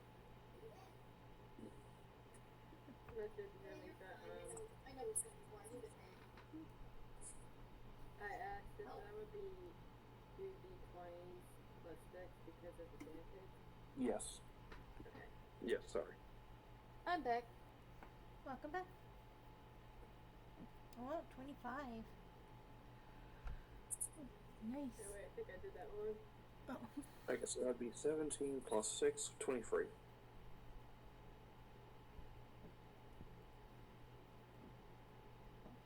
And a 23 would hit, so roll your damage. Yeah. I hear the Virginia. I know there is a kitty trespassing.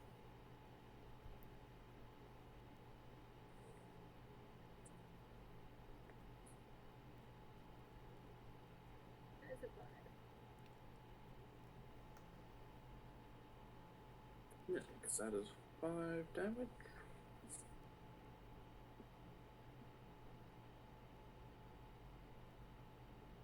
Yep, okay.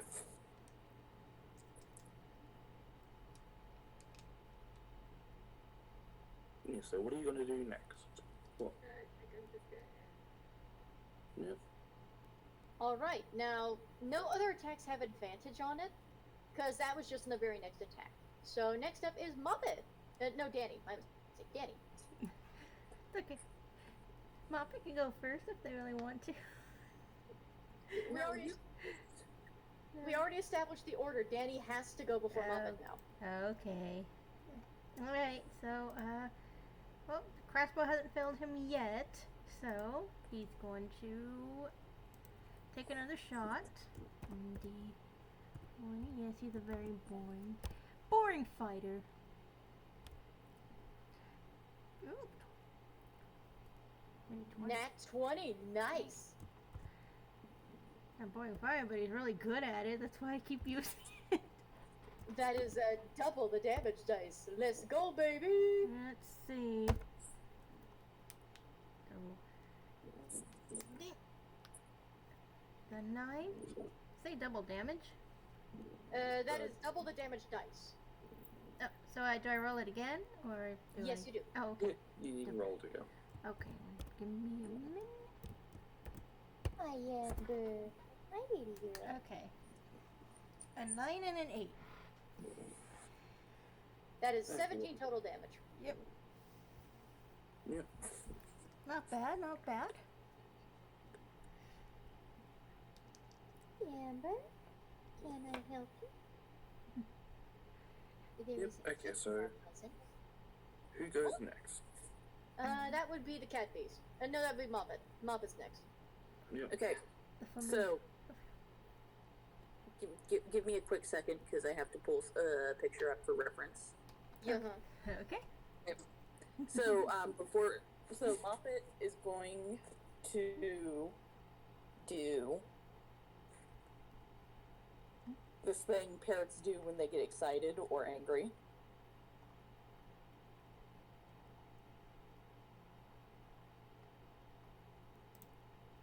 And she is going to go and use of the monster, which gives a +5 bonus to everyone within to all of my allies within 60 feet of me. Ooh. And she's going to try to bite the monster. That gives a plus what bonus to everybody within 60 feet? +5. Ooh. What's the +5 bonus to? Attack rolls. And Nice. she's also got an advantage on wisdom and con saving rolls. Nice. Okay, let's see your attack roll.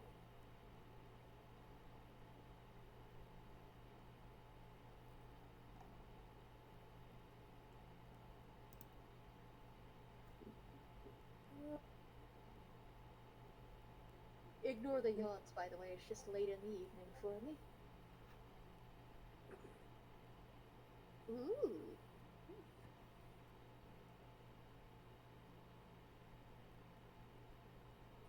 Does that hit? I believe 17 Yep, that does. hits. Its AC is 15.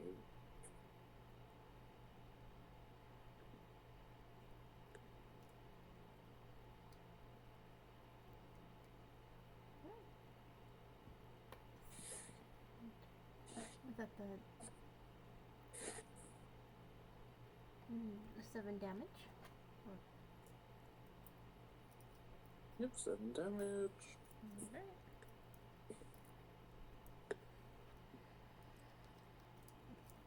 Man, they're really going at this monster. Just like, Oh, Looks let's like- let's not count our eggs before they hatch. okay. Don't want to jinx it. Yep. Say like, It's In now... real- Okay, so it's now the beast's turn, correct? Correct. Ooh. And thankfully, the darkness is still up, so disadvantage. Yeah. I say back in real time, Danny's probably just like scratching the cat's chin. Oh, And it's going to... Let's see. I would like everyone within 30 feet of it to make a Constitution saving throw. Okay.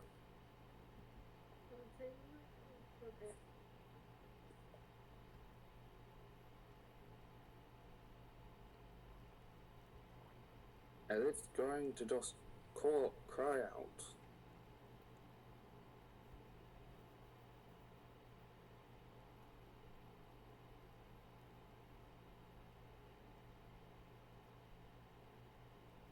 So that is... You've got advantage, by the way. Yeah, Moppet, you also have to roll, just because you're within 30 feet of it. Yep, I was just checking to see what my 19. con. Yeah. So that's a success. Okay, how far away is Azure? 50 feet, so that Yep. you said Constitution. Mm-hmm.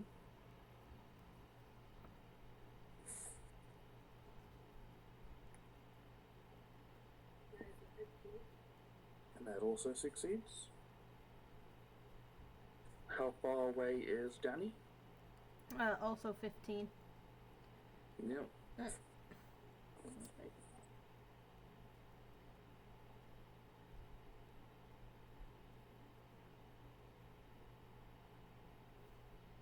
Yeah, okay, cool. Yeah, so you roll as well. alright, I'm back. Are you within 30 feet of the monster? Absolutely not. But you're the only one who doesn't have to roll then. Oh, thank God. Okay. Would we roll again? Constitution saving throw. Okay. Alright.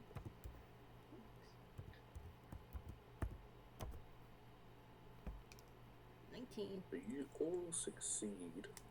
Nice. You only take 14 force damage Gee. Oh, jeez. Alright. as the beast cries out. and Ooh. it's then going to, and with a mighty flap, it's going to fly up. Oh, it goes airborne. Of course it does. Mm. Okay, so it's now Scratch's turn. And again, we're gonna go with that third level guiding bolt. And that is... Actually, that would be plus 11 to hit. Thank heavens for that. Because he who roarer the monster. Hmm.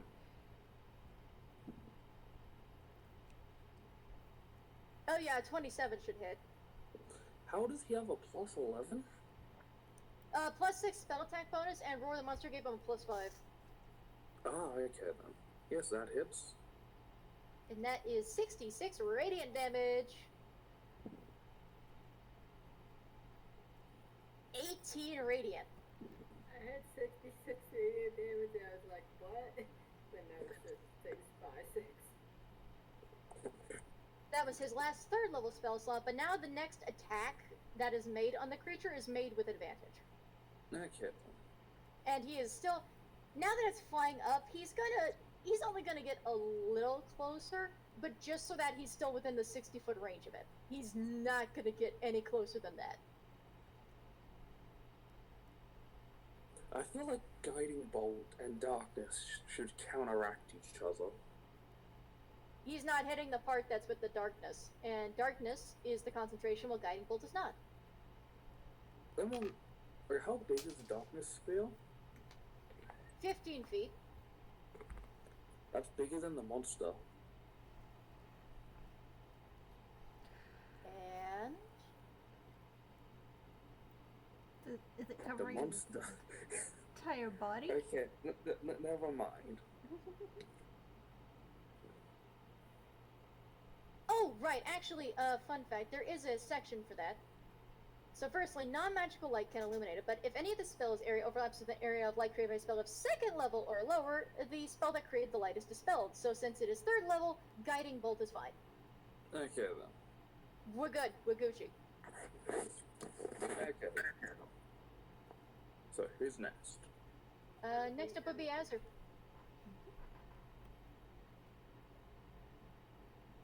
So yeah, just gotta do another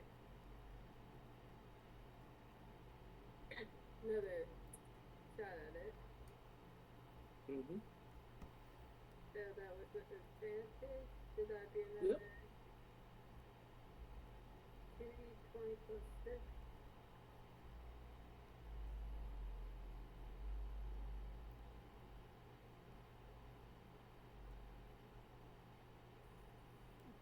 Nice. 25. That hits. Mm-hmm. That's no 8. Yeah, 16, that hits. That's what my thing is doing. Because I'm like, okay.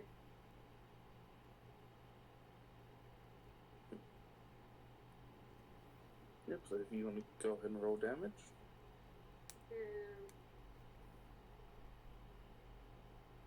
Muppet, what was the... It's- So, it's plus 5. So, plus 5 for damage. It's plus 5. It's plus 5 to hit. Okay, so it would be... So I would say no. Okay. That is not 5.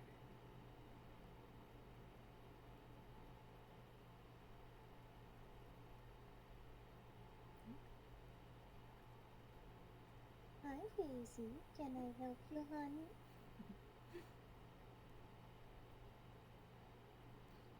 Yeah. Cozy kitty, wanna get on the bed? Oh, no, kitty wants to go under the bed. Okay. Yeah, I guess that is 5 damage. Oops.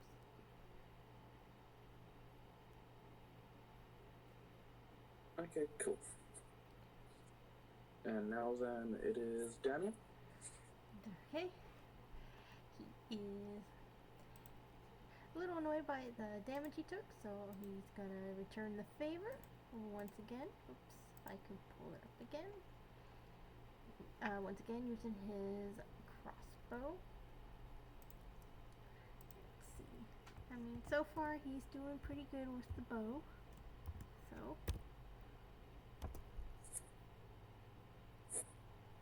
Oh, 27. Yep, that hit. Dang, yeah. Keep using this thing. 20. I think I got. And it's an 8. Alright. Yep. So that's And how do you want to do it? How do you want to defeat the monster? Oh, is it at the very end of its Yep. Oh. Right. Well, he's probably like in kind of like a dramatic show. He kind of like hops back, you know, he crouches down, he's got aim, his crossbow's out, he's lining it up, and then he shoots, and it does that whole dramatic scene where the camera kind of zooms in, shows like the arrow going through the air, slow motion, and then just pierces the monster. And yeah, probably like hits it like straight in the heart. I'm gonna let out a cry and then fall to the ground. Yeah. In real life, Danny had just been scratching this cat at me out and then kind of plopped over and wants to be scratched some more. It's like, hey. Yeah. I did it. We did it. It's done. It's over. You've defeated the monster. He drops concentration just so he can actually properly see the thing's body. And then sighs with relief. So, Moppet climbs up onto the creature and does. Do you guys know the bit in Jurassic Park where the T-Rex is like standing in the atrium and like the banner? Yeah, so she does that on top of the monster. And she just Classic backstory.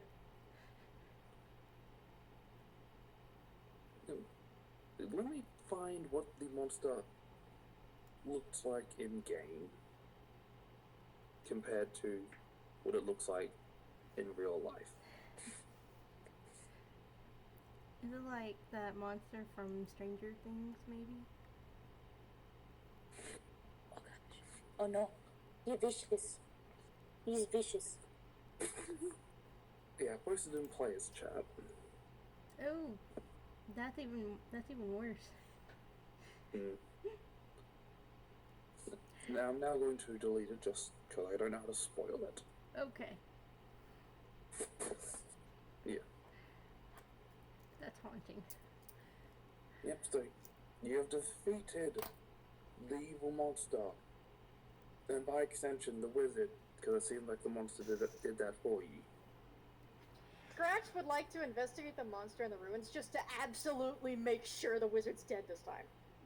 Yep. Considering that insight check from earlier, because, you know, it would love to make sure. And I assume that's investigation? Yep. D20 plus 2.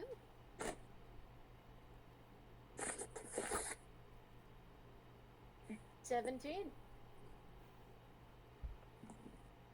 Yeah, so you're exploring the ruins for a body. I just, like, definitive proof the wizard is dead. Like, actually dealt with dead. There's a foot sticking out from under rubble. Scratch isn't afraid. He's gonna check and see if it's attached to the actual dead wizard. Yeah, it's attached. Cool. He's going to glance over to make sure none of the other party members are looking, because he's sure the royalty would want proof that the wizard is no longer no longer an issue. And then he's going to dig the body out of the rubble, and he's just gonna bundle it up with him. Okay. Can I roll perception to see if Danny actually notices this? Yeah, I think it was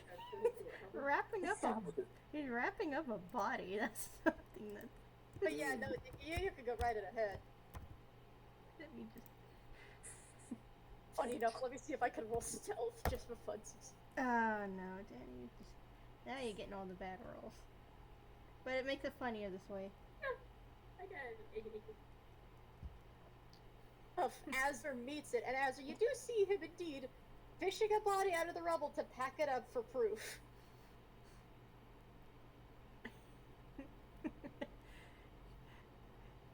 Tell him to check his pockets for money.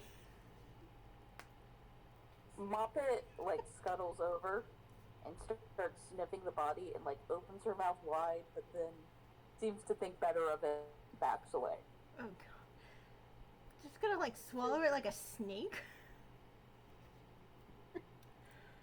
Acid just gesses at the body while still looking at Jackson says, why? We're going to need proof. The king didn't exactly seem certain that it was dealt with before. I'm sure he would love the proof that there was just not going to be a problem this time.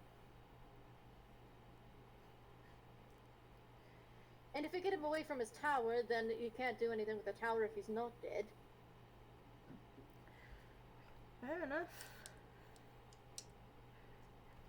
He's also checked the body's pulse just to make absolutely sure. It is dead. Okay, good, just checking. Didn't want to stab the thing. Have you Alright. ever heard of a double If tap? any of you want to take some souvenirs from the monster, you can, but I believe we should be heading back. What can they take from the monster? Well, I mean, you could take some of its skin, some of its meat, one of its teeth, a few of its teeth, claws, tentacles. Alright, yeah. Okay, I think Danny's probably gonna... Yeah, he's probably gonna harvest something from this monster. He's just gonna leave it be. Danny is a person of opportunity. He's like, hey, I could probably sell this or something. Or use it. Moppet eats a tentacle.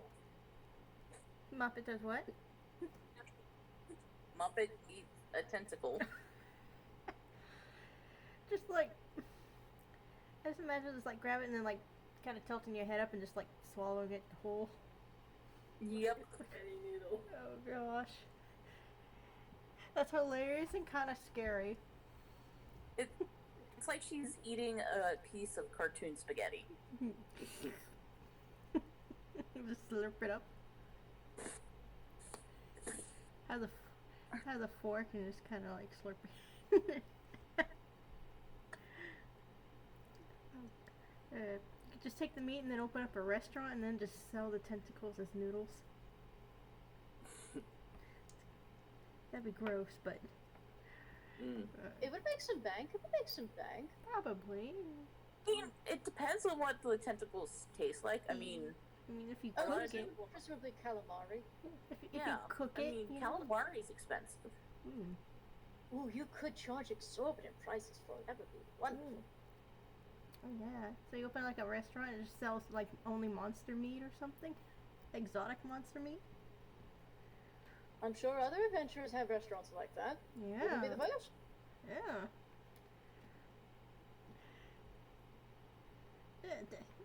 Danny's taken like some, I guess, teeth, the claws, a couple tentacles, you know, some, I don't know, like the flesh, if scales, if it has any. It's just like a piece of each. Doesn't want to weigh himself down. It has scales. Okay. So he's gonna take some of that, take a couple teeth, take a couple claws. Looks at a tentacle. He looks like he might try to slurp it up, but then he like no, I'm not gonna do that. He was curious because it looked. Because he was watching Moppet eating it, and he got a little curious. Like, it must taste good if they're going for it. Right. Is anybody else taking anything besides Moppet? Oh He's yeah, just, like, no, slipping Scratch it? just grabbed the wizard's body as proof. He's just watching the rest of you do this to the body with just amusement. Like, look at what I've started. Wonderful. I was gonna say something else, but Just wouldn't leave it be. What did Azra do? Just leave it be, not take anything. No. I was gonna say something, but it's probably a bit too graphic to even to mention on here.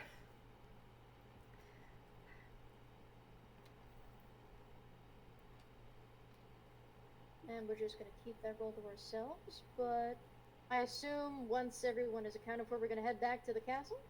Yeah. I was gonna say Alright. I'm gonna say Danny like goes for the heart for like before he leaves. But I didn't want to describe like how he got to it. He's like, hey, you never know, this could sell for something.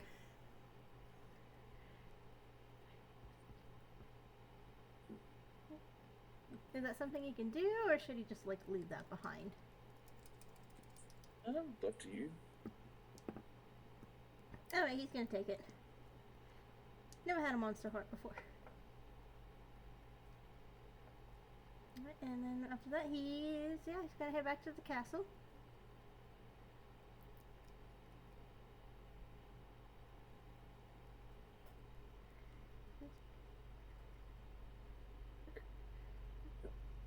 After about 10 minutes or so of walking,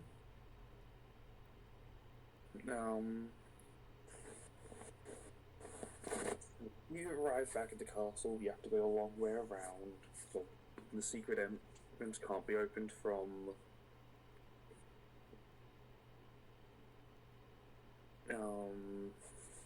yeah, can't be opened from the outside.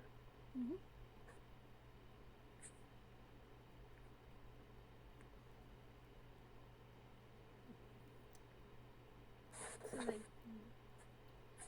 So they ask the guards to let them in again.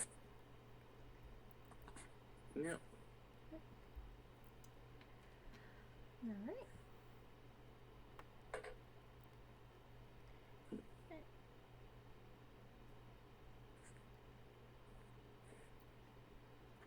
Yeah, so you're brought to the royalty, like, The throne room? yep. Alright. And Danny, once again, he bows to the king and the queen and to report their success.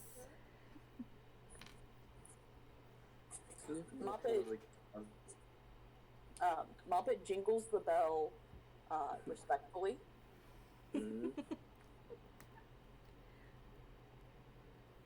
Scratch is gonna bow, but in that smooth, fluid motion, is going to drop the wizard's corpse before them.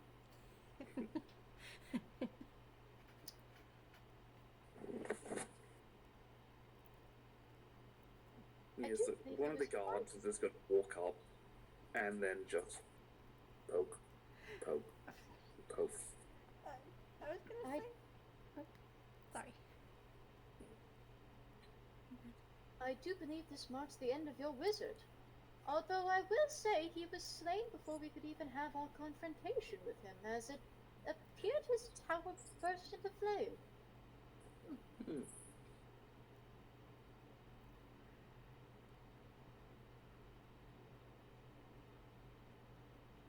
Okay, now you can go. I guess so. The guards, Queen's just gonna ponder and think for a moment.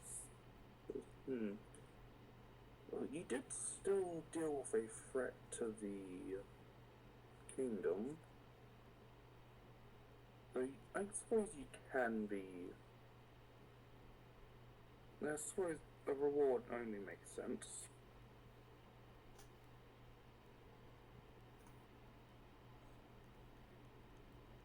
And the four of you are given a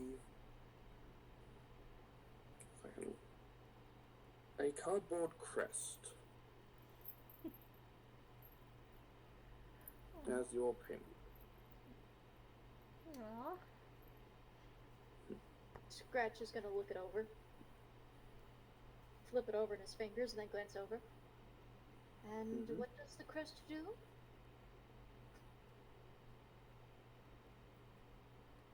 It's a sign that you have deeply aided this kingdom, and with it, will allow you to visit anywhere in the kingdom within reason, and also provide discounts. Love me those Well, discounts. am I allowed to keep the hat? Yes. Wonderful. Above board, if he does keep the hat, does it actually have any properties, or is it just a funky little hat? This is a funky little hat. Delightful. That also goes in the hammer space. Just politely, whoop, sweeps it off, and into the hammer space it goes. Was the Jester's cap also real, or was that just in the fantasy setting? It's a small cowboy hat. It's not a small cardboard hat. Still works. Still works. Mm. It's important for his hammer space. Just trust me on that one. I'm gonna assume Danny had pulled off like pieces of cardboard from the quote unquote monster. He just like has a couple pieces in his hand. Moppet is probably eating the cardboard like seal. Yeah. I mean, if that's their hammer space, then okay.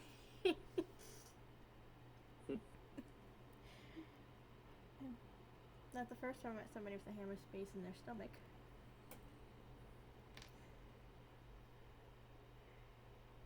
Alright. And Now- You first. I was to say, Danny takes his crest, and yeah, he's gonna put that into his hammer space for safekeeping. As is well. Just well. He attaches it to the hat so it's easier of access, and then it yeets the hat into his hammer space.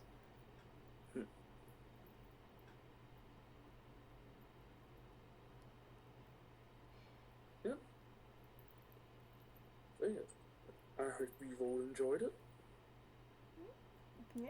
Is that it? Yes. There's no money. I'm 11. He passes the quote DM a glance and goes, "In game, I mean, I understand Oh. you won't live in." In the game, you're each given 50 gold. Ah, there we go. That's nice. And he actually does write that down on a piece of paper for him later. Yeah, so basically 15, well, yeah, small pieces of cardboard.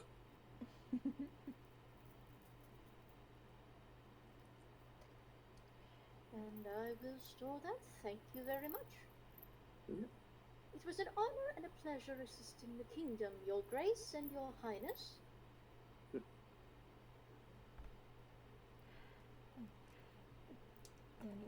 Danny also bows, and he tells him like pretty much the same thing. Like, it's been an honor, like, serving you. It's like, and helping your kingdom, your lovely kingdom.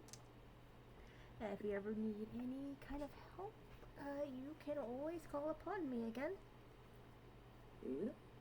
I am as well available so long as the pay is good. A Toon does need to eat after all, and I don't tend to find much housing in these parts for reasons. If you have ham, I will help. He actually does pull out the package and he gets himself a slice and then just tosses the rest to Moppet. She snaps it up midair. Nice! 10 out of 10.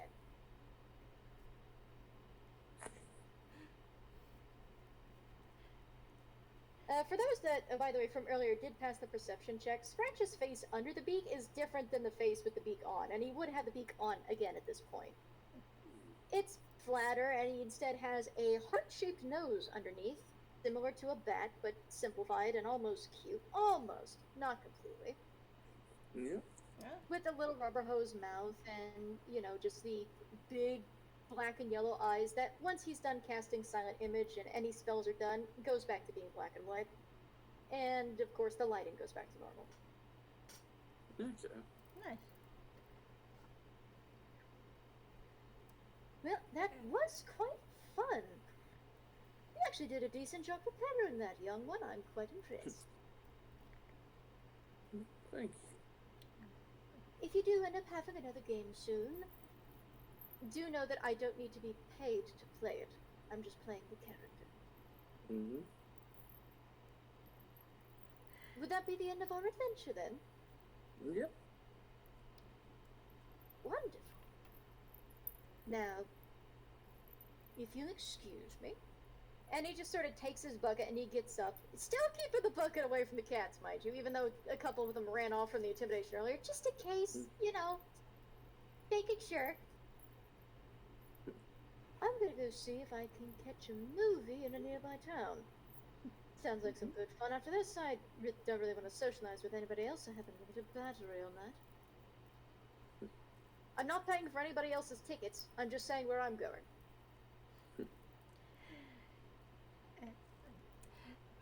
Danny also gets up, he stretches, and he's just like, well, that was really fun. I never played anything like that before in my life. I kind of wish I could do it again. Yes, canonically, he has never played, like, D&D in-game. Just a nerd. He's played it before. Mm-hmm.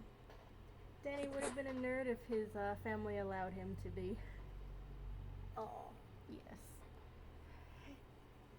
It was a pleasure meeting you all, though. And he's gonna, even though he put the wizard cap away and put the bowler hat back on, again, for those that succeeded perception, you could see just the tips of pointy ears and horns underneath before they're hidden by the bowler. He just tips the hat to Azur, tips the hat to Moppet, tips the hat to Danny, Yeah. and with that, skedaddles. Okay then. Moppet sort of goes to everybody in turn and like rests the bottom of her chin on the top of their head and hums and then leaves. Aww. He's gonna give a hug. And Danny will hug back. Mm-hmm. Probably shake Azur's hand, like, it's like, oh, good game, and really nice meeting you. Should totally do this again sometime. Yep.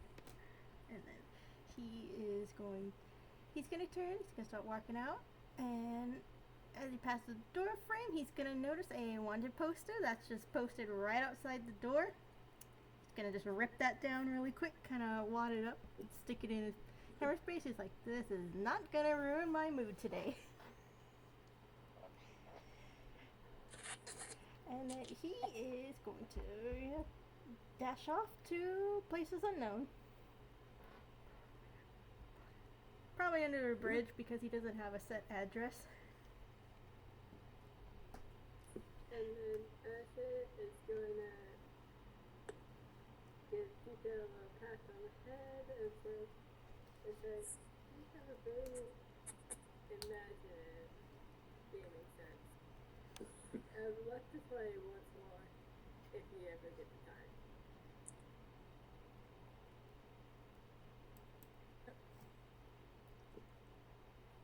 Well, I'm glad you all enjoyed it, but I'm gonna say, shall we wrap it up here?